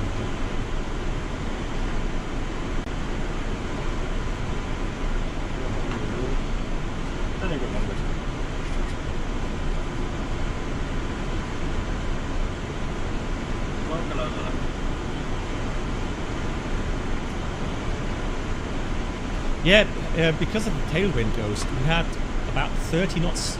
I think right here we still have 25 knots tailwind, and for a 787 that is not ideal to say the least.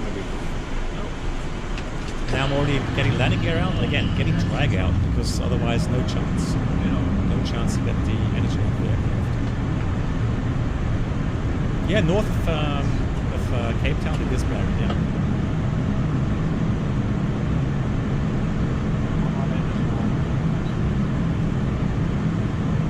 Also, what I keep telling when I show the video, have a look how little inputs I'm making into the yoke. So the aircraft is a fly-by-wire aircraft. So it does stabilize in the pitch and the roll.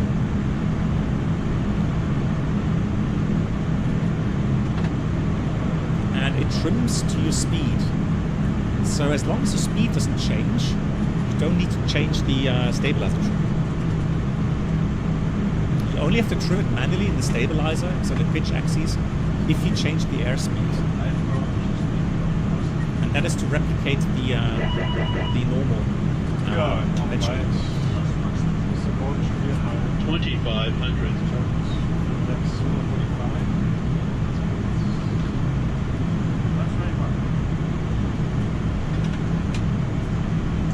It is easy to fly. I've said it, Airbus fan, when it was training on the 787. I always said it's one of the aircraft that was the easiest to learn to fly for me.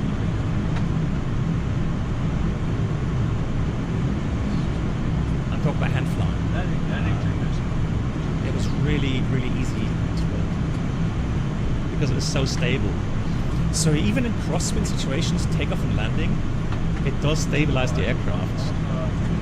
So it does help you out.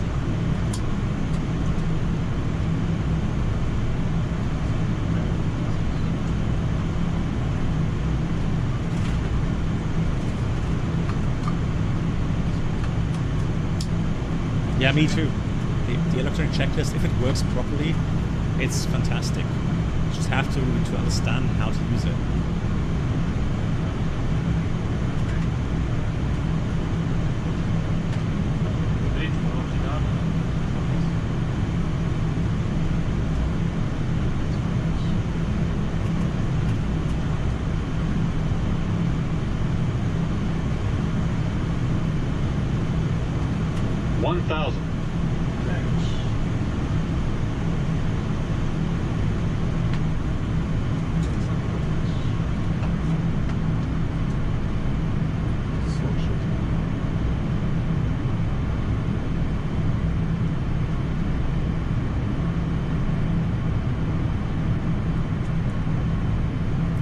Yeah, sometimes. So now that I'm slowing the aircraft down, you'll see me trim the aircraft. No, so for us the HUD was not allowed to be used. So it's actually sealed shut. So there's a seal up on the HUD. Couldn't get it down. Now have a look how little inputs I'm making. Approaching minimum. I mean, it wasn't very windy, but 200. And for the flare, it's just a little pullback on the yoke. Nothing like on a 100. Coming down, 40, 30 feet, 30, light inputs, 20, 10. Correcting, and then smooth touchdown.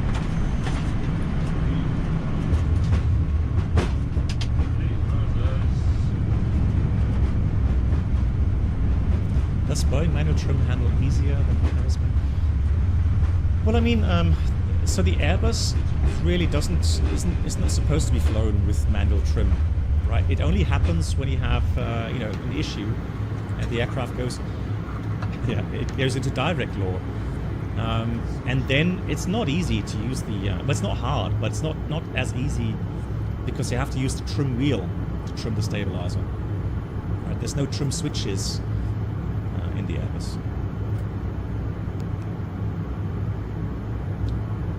No, fly-by-wire means the aircraft is stabilized, so it's augmentated in pitch and roll.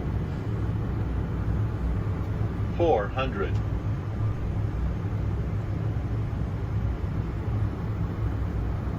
Oh, Captain Mitchell, you know, in the FENIX direct law and the Microsoft Approaching FlightSim, minimums.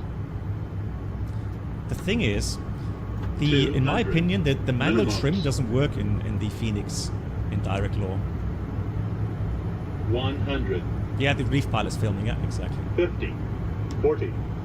30. 20. 10.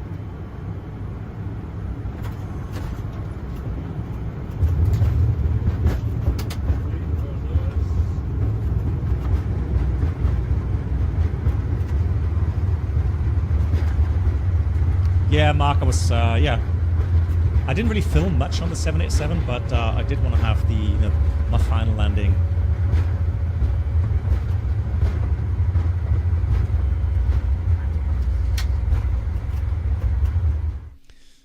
There we go. And thank you very much too. Let's see, hang on. Nate. Oh my God, Nate. But Captain Mitchell, first of all, sorry, Captain Mitchell coming in with 28 months. Good evening, Captain Mitchell. Thank you so much for your support. And then Nate gifting 5 subs. Nate, thank you so much. Vielen Dank. Thank you, Nate. Greetings out to you. And those that just been gifted, please say a big thank you to Nate for the gifted subs. GG, Nate. Thank you so much.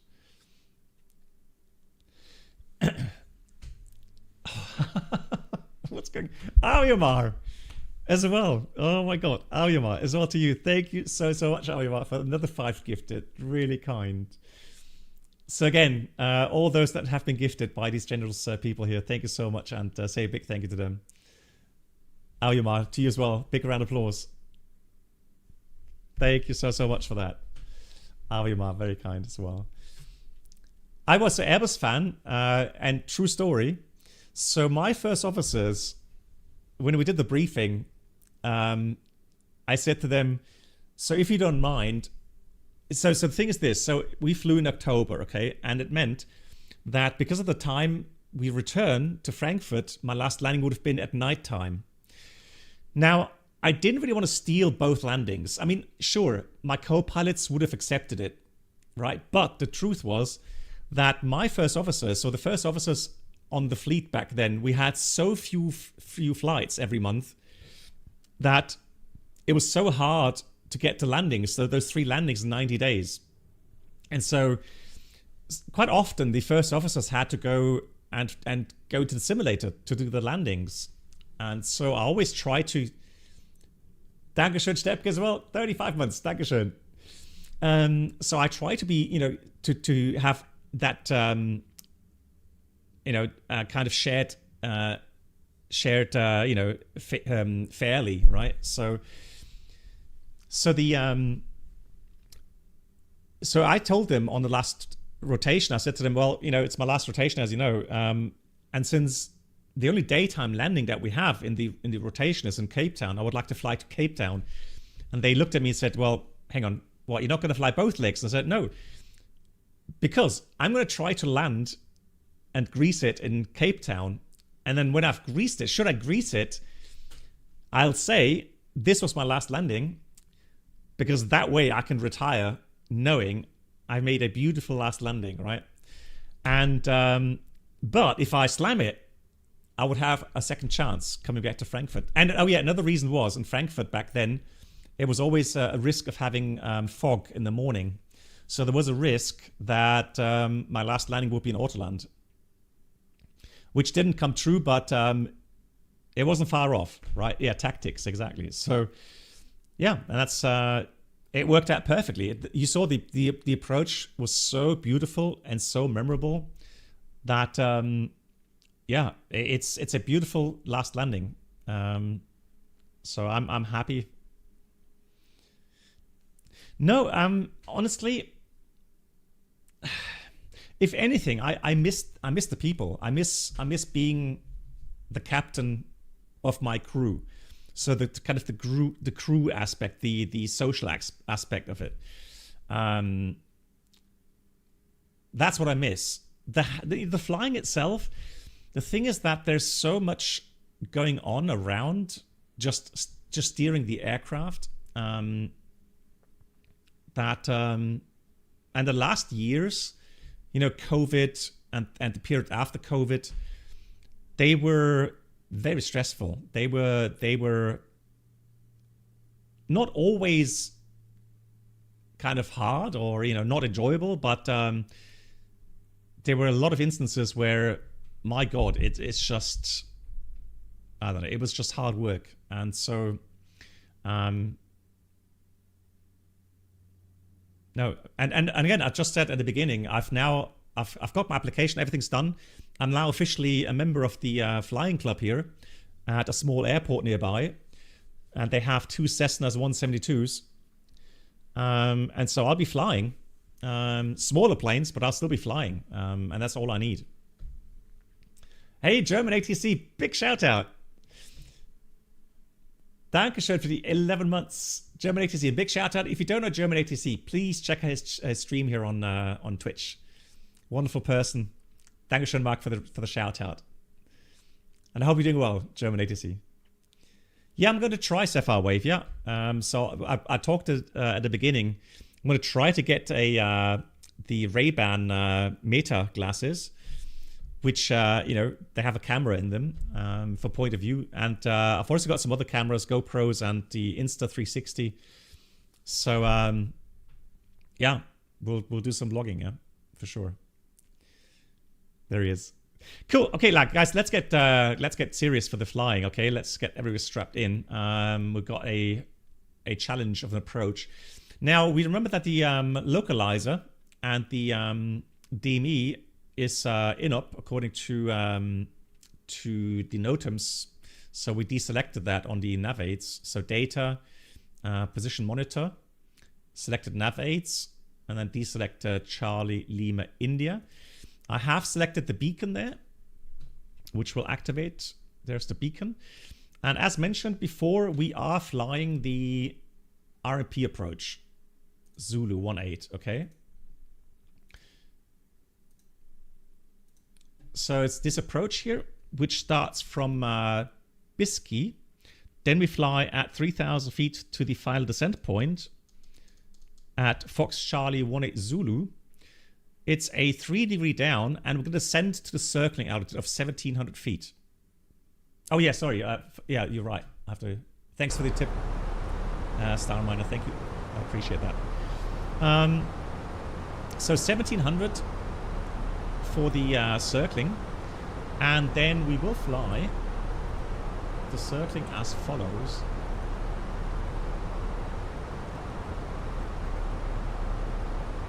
So we're going to fly 1,700. So from 4.2 DME, that's pretty much the Mike Charlie 18 Zulu here. From this, we'll fly about 190 degree trek towards the mountain range here, 1,700 feet. Now, the only thing we have to be careful with is that we have to configure the aircraft to about gear down, flaps 3, and then go flaps full, start descent. And we have to start descending already abeam the threshold, because we're only going to be about 20 seconds outbound from abeam. So there's a quarry there, which we can make out in the sim here as well. And then just past the quarry, we'll turn left. I'll initially go with 20-25 degree bank, and then we'll have a look and see if Toby eye tracker works today. Oops.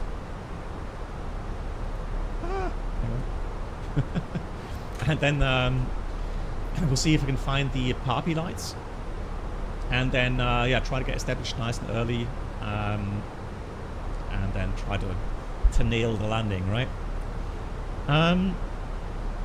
Yeah, missed approach for the instrument approach. Mike Charlie 18 Zulu, right turn, Bunax Kilo Charlie 514 516 back to Suka, and then back to Biscay for a second approach. And we'll fly the initial approach in 3,000 feet as well. Landing performance. We have runway 36. And it says here landing distance available 2,110 meters. We're going to apply the METAR. And we'll use automatic medium because we have to backtrack very quickly. Landing weight is, so let's go down a bit faster. Let's go down to 80 initially. And so we're weighing 58.7 about for landing. 58.7. Flat full auto thrust off, automatic medium. So we require about 1,500 meters. So we have about 600 meter buffer, that's fine. But as I just mentioned, we don't want to spend too much time on the runway.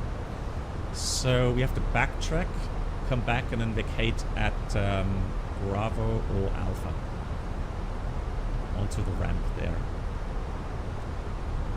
Anything else? MSA, well, high terrain. So threats, high terrain. And the weather currently is overcast 2,700, 13 degrees, 1023. Beautiful sunset, speed brakes coming back in, and transition 5,000. So we'll descend down to 70 for now.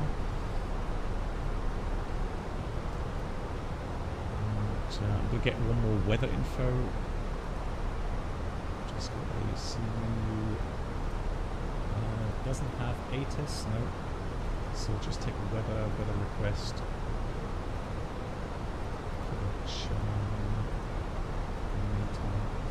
I prefer the grey. I don't like the brown cockpit design, though. I'm not a huge fan of that, no. Ghost, it should be on my website, Ghost. Just go to hang on, I'll give you the link here.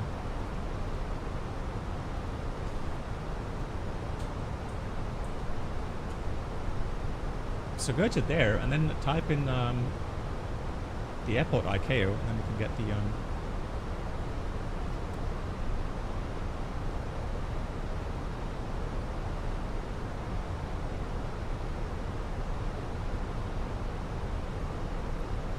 Hey, I was Scotsman, hello to you.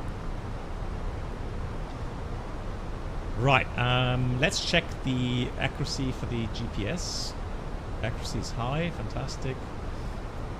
Speed limit exceeded, yeah, we're slowing down. Let's get some speed brakes. Calvi traffic, Air France 711, currently about 20 miles out. We'll fly the RNAF 18 with the circling 36 in Calvi. So let's descend down to 3,000 feet. 3,000 feet on the QNH 1023.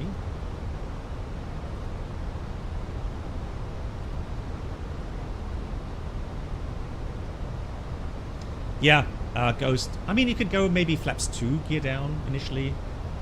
You don't have to go the sharp procedure where you put the gear down to flaps 3. I think flaps 2 would also do, because you're flying fairly high, that pattern. So 1023 it is. We'll set 1023. So we have 3,000 out blue, open descent. Auto brake medium. 1,700. Alright, let's read the checklist. Let's keep the speed brakes out. Good, so checklists. We have the approach checklist. Barrow ref, QNH 1023, set 3 times. Seatbelts on. Minimum. Barrow 1700, auto brake medium, engine mode selector normal. Approach checklist completed.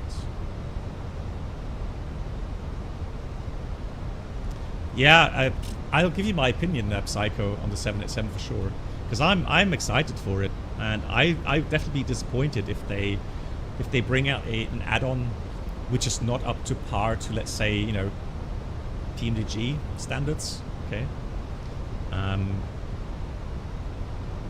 So I'm really hoping for FENIX standard or FSLabs standard regarding systems, but that just may be a bit too high. Now, just seeing that it wants to fly a holding. That's for the missed approach, I guess. Good. Bisky is up ahead. We have good indications. QNH is set. And it's a beautiful sunset, it seems like. Oh, yeah. Beautiful. Look at that. Yes, I flew the 737, both as a first officer and as a captain. But those were the classics.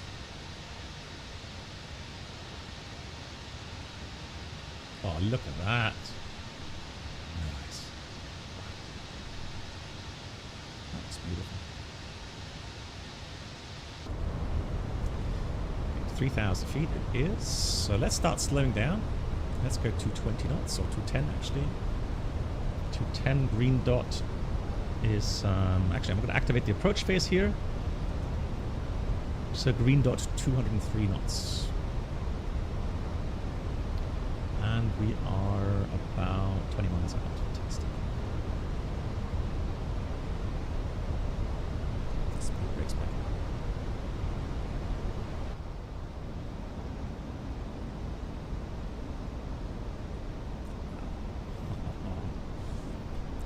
Nice. How beautiful is that?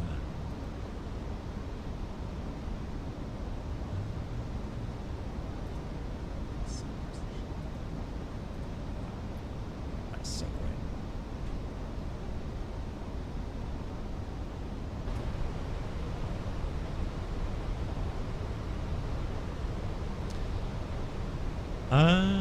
What do you mean? You know, here, no. We're still far out, 20 miles out. I wouldn't go with any flaps right now. I'm going to go set my speed to about 160 for the descent. Flaps 1, speed is checked. Flaps 1.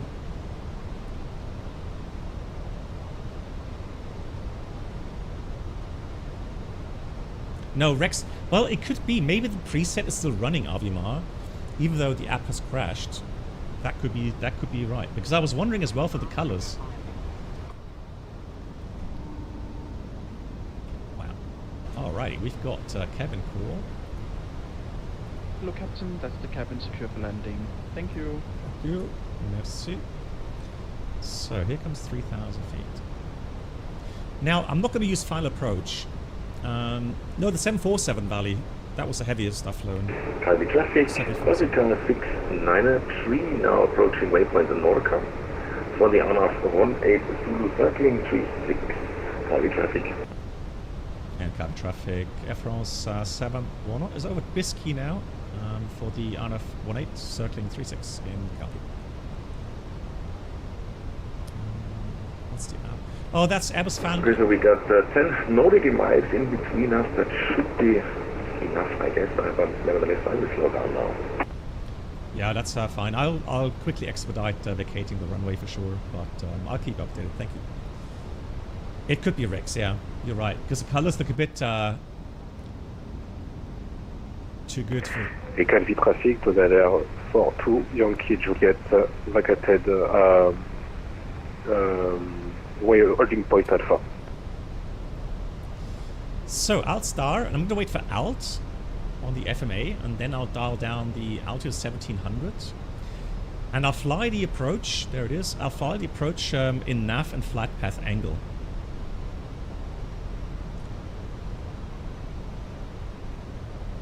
Yeah, absolutely, I agree. I'm still looking for, waiting for the 747. And I was a bit disappointed that PMDG will bring out the 747, was it 300 or something?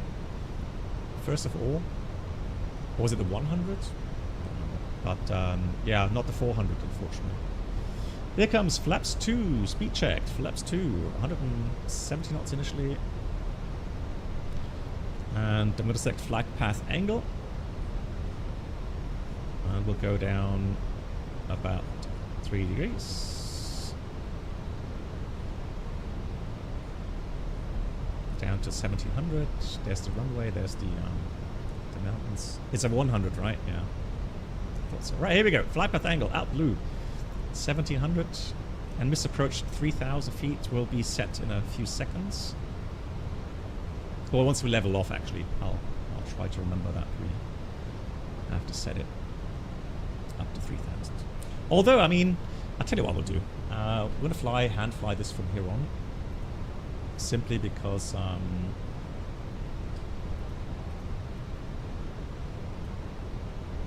let's have a look if I can change that just a tad.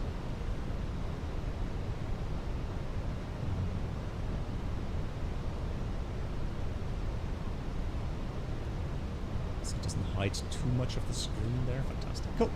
Let's go. Manual thrust. Manual flight. Flight directors off. Bird is on. Here comes gear down.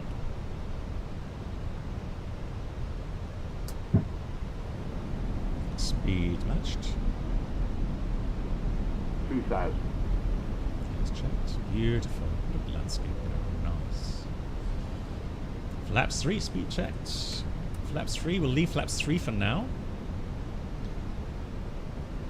What I could have done and what I should have done actually on the secondary, that's something I forgot. I could have changed that to the runway 36.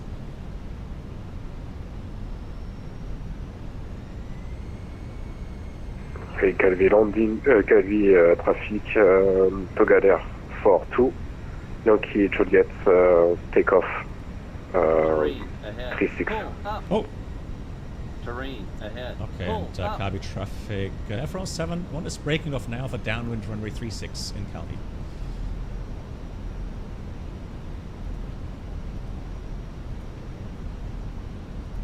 Right, I'm going to activate the secondary flight plan. So I have now the center line for runway 36. See that now. And then just enter the values here.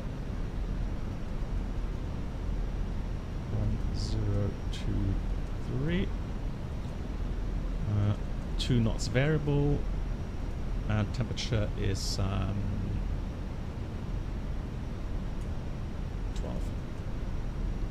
12 degrees. Careful with the speed, and then we'll have 3,000 for the missed approach set. And that's about it.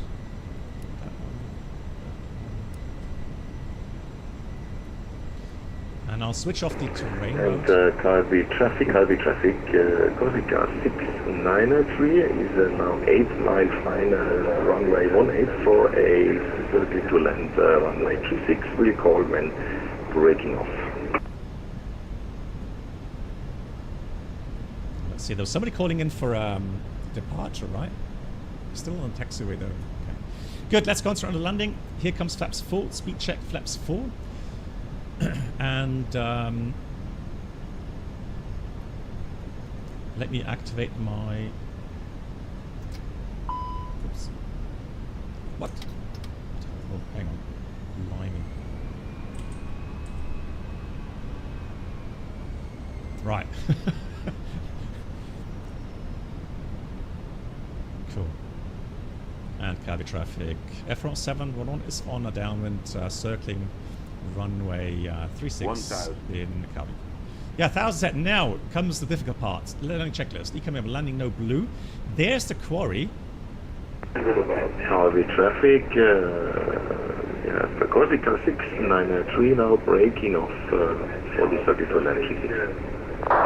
So then, careful with the thrust. So we continue to circle here. Continue to descend. Now we've got this little ridge line over here. Speed. Well, good, I'm on speed. So we have to be careful with that ridge line, right?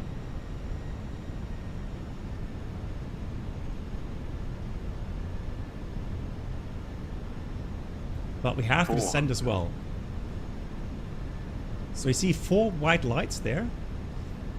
We have to continue to descend. Still 4 white. Come on. A bit fast. 4. There we go. 1 red, 3 white. On path. Now we just have to get the alignment correct. And then we're good to go. Just helicopter there. Wow. Nice and stable, lovely, good descent rate. Traffic is waiting for us.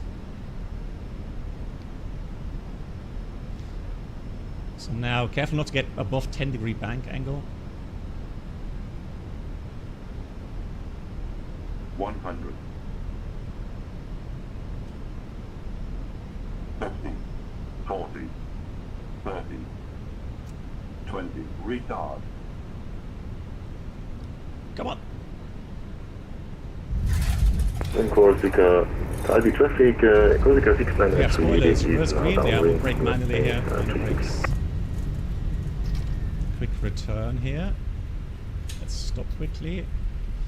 So we have to. This guy on the ramp is like going, "What's going on here? Who are all these people?"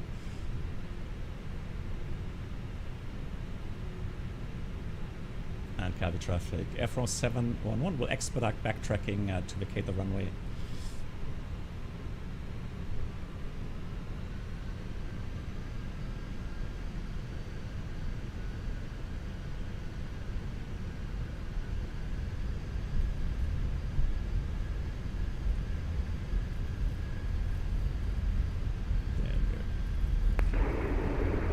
And Calvi traffic, Corsica 693 now turning final for the There's a helicopter flying around. Is that in the scenery or is that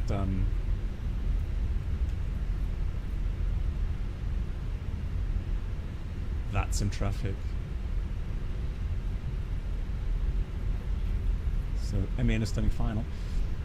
And MAN will take about 15 seconds to get off the runway. Yeah, that should be great. Okay,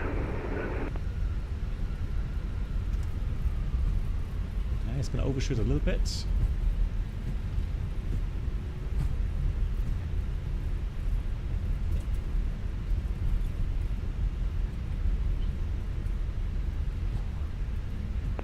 And Corsica 693 goes.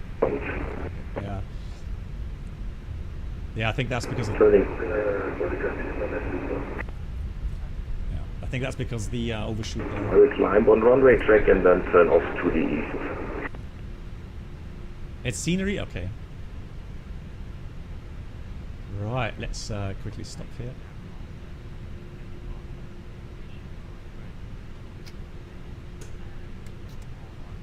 For some reason that button activates reverse for us, that's silly.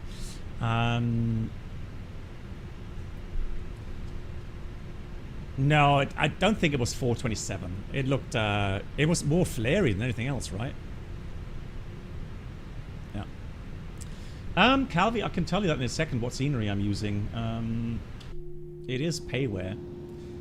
So let's see, where do we want to park? There's parking spots there. Give me a second.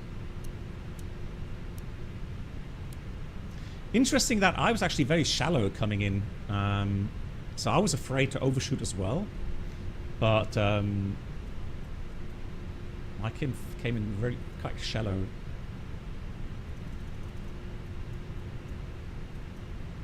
So shots, parking stands. So that should be parking 3. Yeah, let's do parking 3. So let's go T, GSX, parking 3, yeah, let's get followed.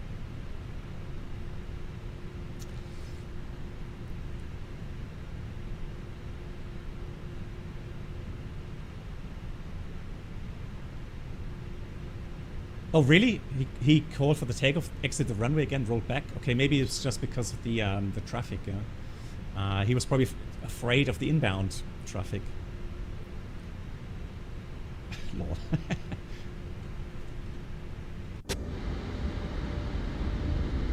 Right, let's see you get me to the apron. All right, let's see how it does it.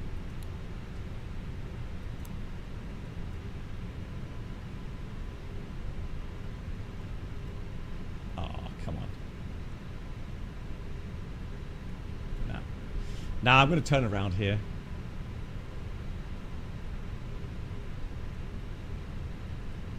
Let's start the APU. No, like I said at the beginning of the stream, my neck hurts. I've got an injury at the moment, neck injury. And so I'm actually feeling it quite hefty now as well. So it's just going to be one stream or one flight today. I'll be back on Monday.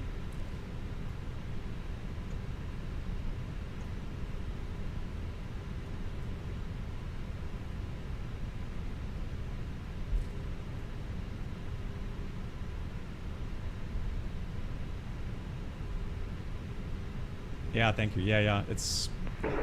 Corsica traffic, correction, Calvi traffic, Corsica 693 now turning again, beam downwind or downwind, runway G6.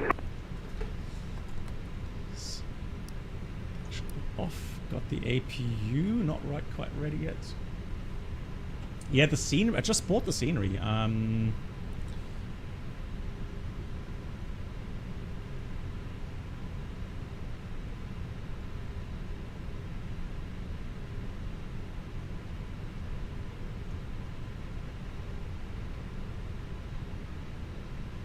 Someone just landed. I didn't hear them report final. Because I would check the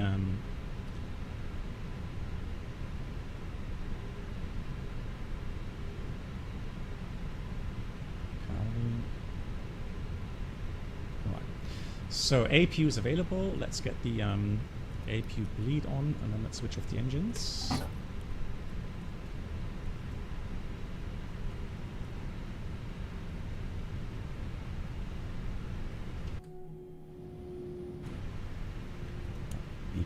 Seatbelts, so we get the deboarding, and then we'll watch MAN's landing. This poor guy is still here. Oh my god, he's so sorry for him. All right, here he is. Oh, that's a helicopter. Where's MAN? Hang on. There he is. Nice. What a look at the lovely scenery, right? It's from France VFR. France VFR is the maker of this scenery here. Do you think the 320 is better than the 737 for tour pilot? Yes. IRL, you mean? Like, yeah, it definitely is. Yeah, 100%. Let's go take the runway view here. Let's go. Calvi traffic, Corsica 693 is now being runway 36.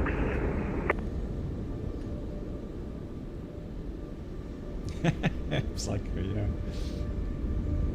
So there's one backtrack, but it should be fine.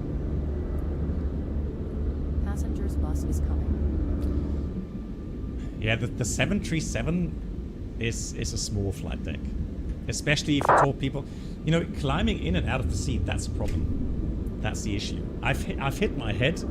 So that's why I'm glad I'm not bald, because I'm sure I've got so many scars on the top of my head here, because I hit my head so often on these sharp switches on the 737.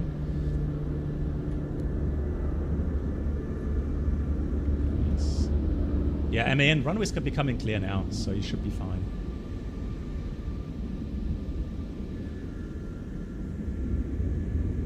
And the helicopters is flying here on the final.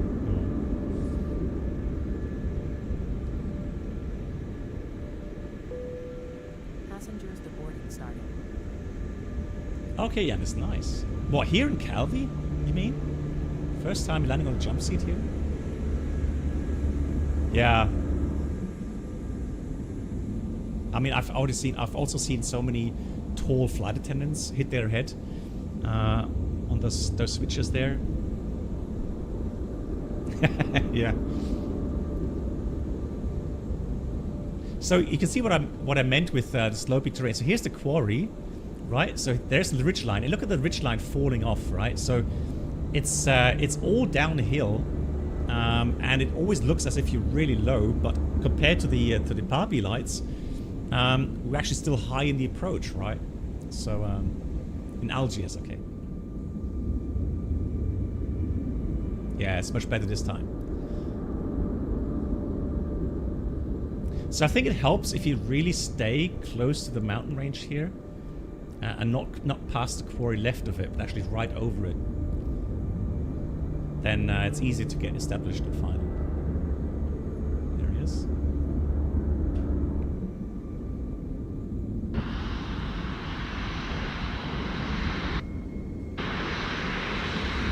Much better.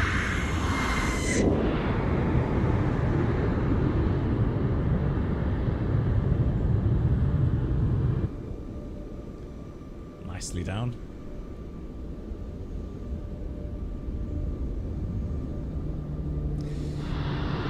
No, Avimar, so in general, if you're flying in IMC conditions, and there are certain conditions you have to meet, right? So you would have to be radar vectored. You would have to have means to check your own position, i.e. GPS updating, or at least better than 1 mile update accuracy. And then you need a approach chart as well, where you can see all of the traffic, obstacles. Now, right. Making it back and then you have to keep clear of 1,000 feet of these minimum layers. So white layer would be 3,000 feet. This layer would be 5,000 feet safe. That would be 7,000 safe, etc. Right. So that is IMC. Calvi traffic, VMC, point runway 36 together for 2 Yankee Juliet. So VMC, if you have to do the approach, remember the approach in Split, as another example, you have to just keep clear of the obstacles, right?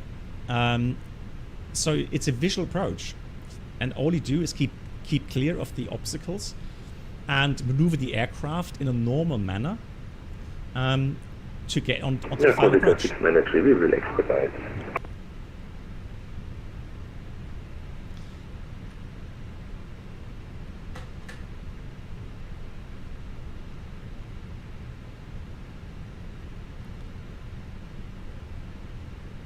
Yeah, there's not many approaches that are so critical regarding terrain clearance.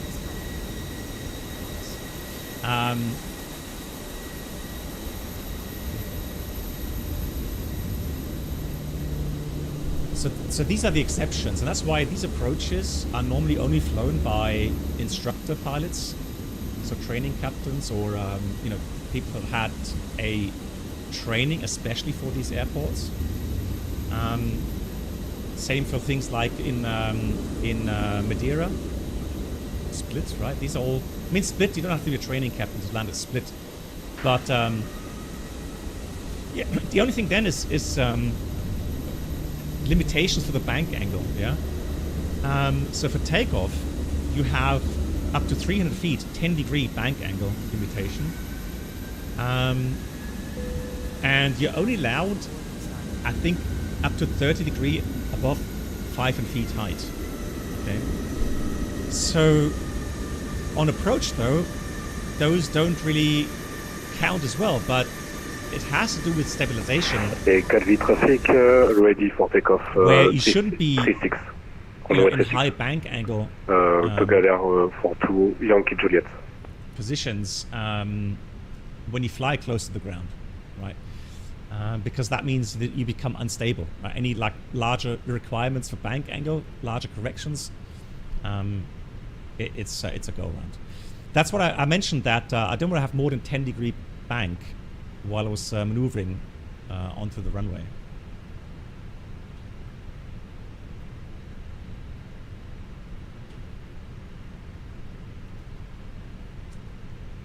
Yeah, sorry, Ghost. I didn't hear you on the frequency, so I'm sorry that I missed your call, and I would have shown your landing.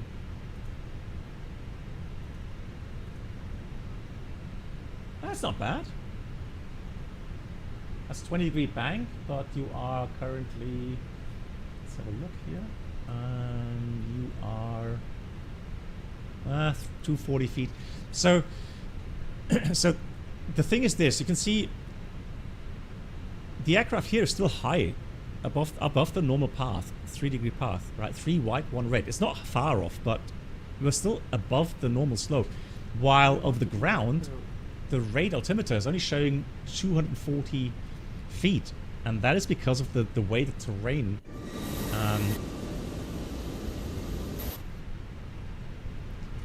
is situated here. Let me have a look if I can go.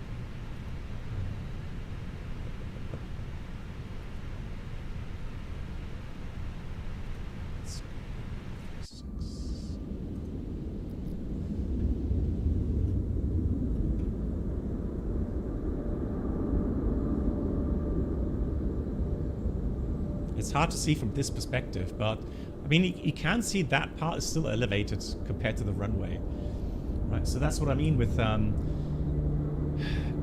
there's just no other way to fly the approach.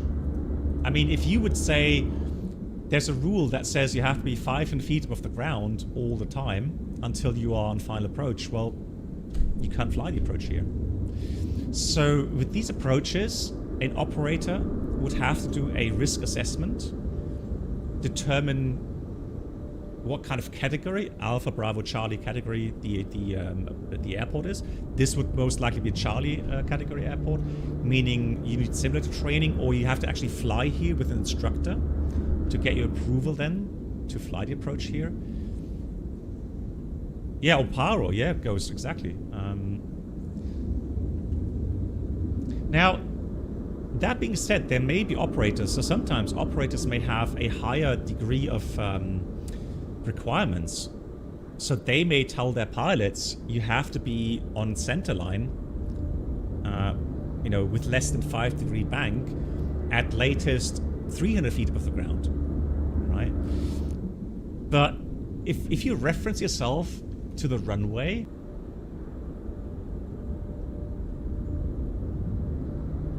that's strange.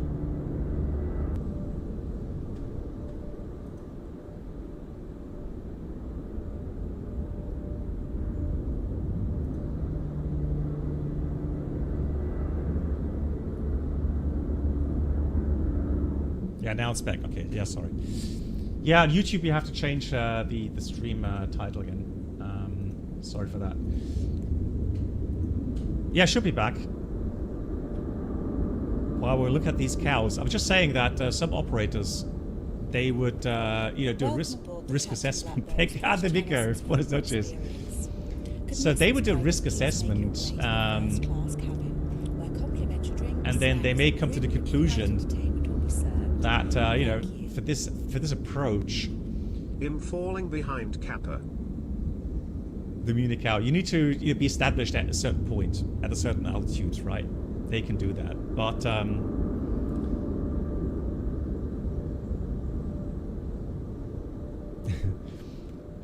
yeah.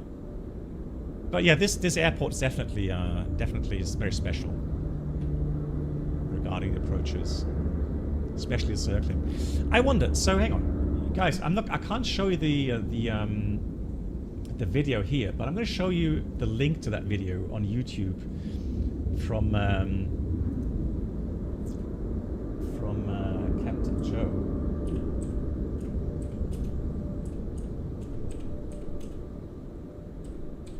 Good night, Black Box. Adamiko, how are you doing? Adamiko, thank you so much for the 89 months. Adamiko, greetings to you. I hope you're doing well. Right, here's the link.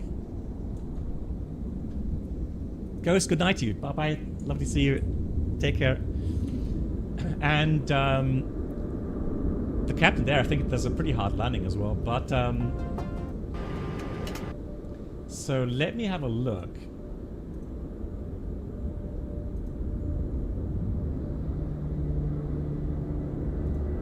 Yeah, they overshot it a bit as well there in the approach. But in the video, you can have a look how low they are, and the kind of bank angles that they're doing.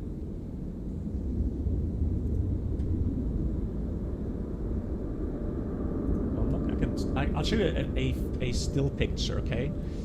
So look at the still picture here, right? And in the if you watch the video, you can listen to the radio call outs, right? So, I mean, can see how low they are and the amount of bank. Look at that. Right, so, you know, you tell me at what point, you know, you could make this more stable. They did actually pass the quarry a little bit further to the left of that. I was more over it. That's why I had a bit more turning room there. Yeah. But there we go. I mean, yeah, you probably have to brief the passengers beforehand, because I mean the ones sitting on the left-hand side. Imagine looking out the window and seeing these cows. Right? I mean, yeah, for sure. Salute, Valley. Okay, guys, thank you much. Yeah, sorry, there's only one flight today, and I'll be back on Monday again. And if my neck is better on Monday, then we'll do 2 flights for sure. I will keep you updated. And yeah, so I'll see you soon, guys. Thank you so much again for the 5 gifted from Aviomar, another 5 gifted from Nate, and another 5 gifted from MAN, guys. Thank you so much for your generosity.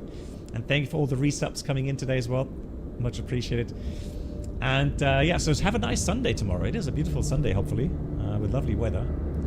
And then see you again on Monday. MAN, Dankeschön. You too. Take care. See you soon. Good night, everyone.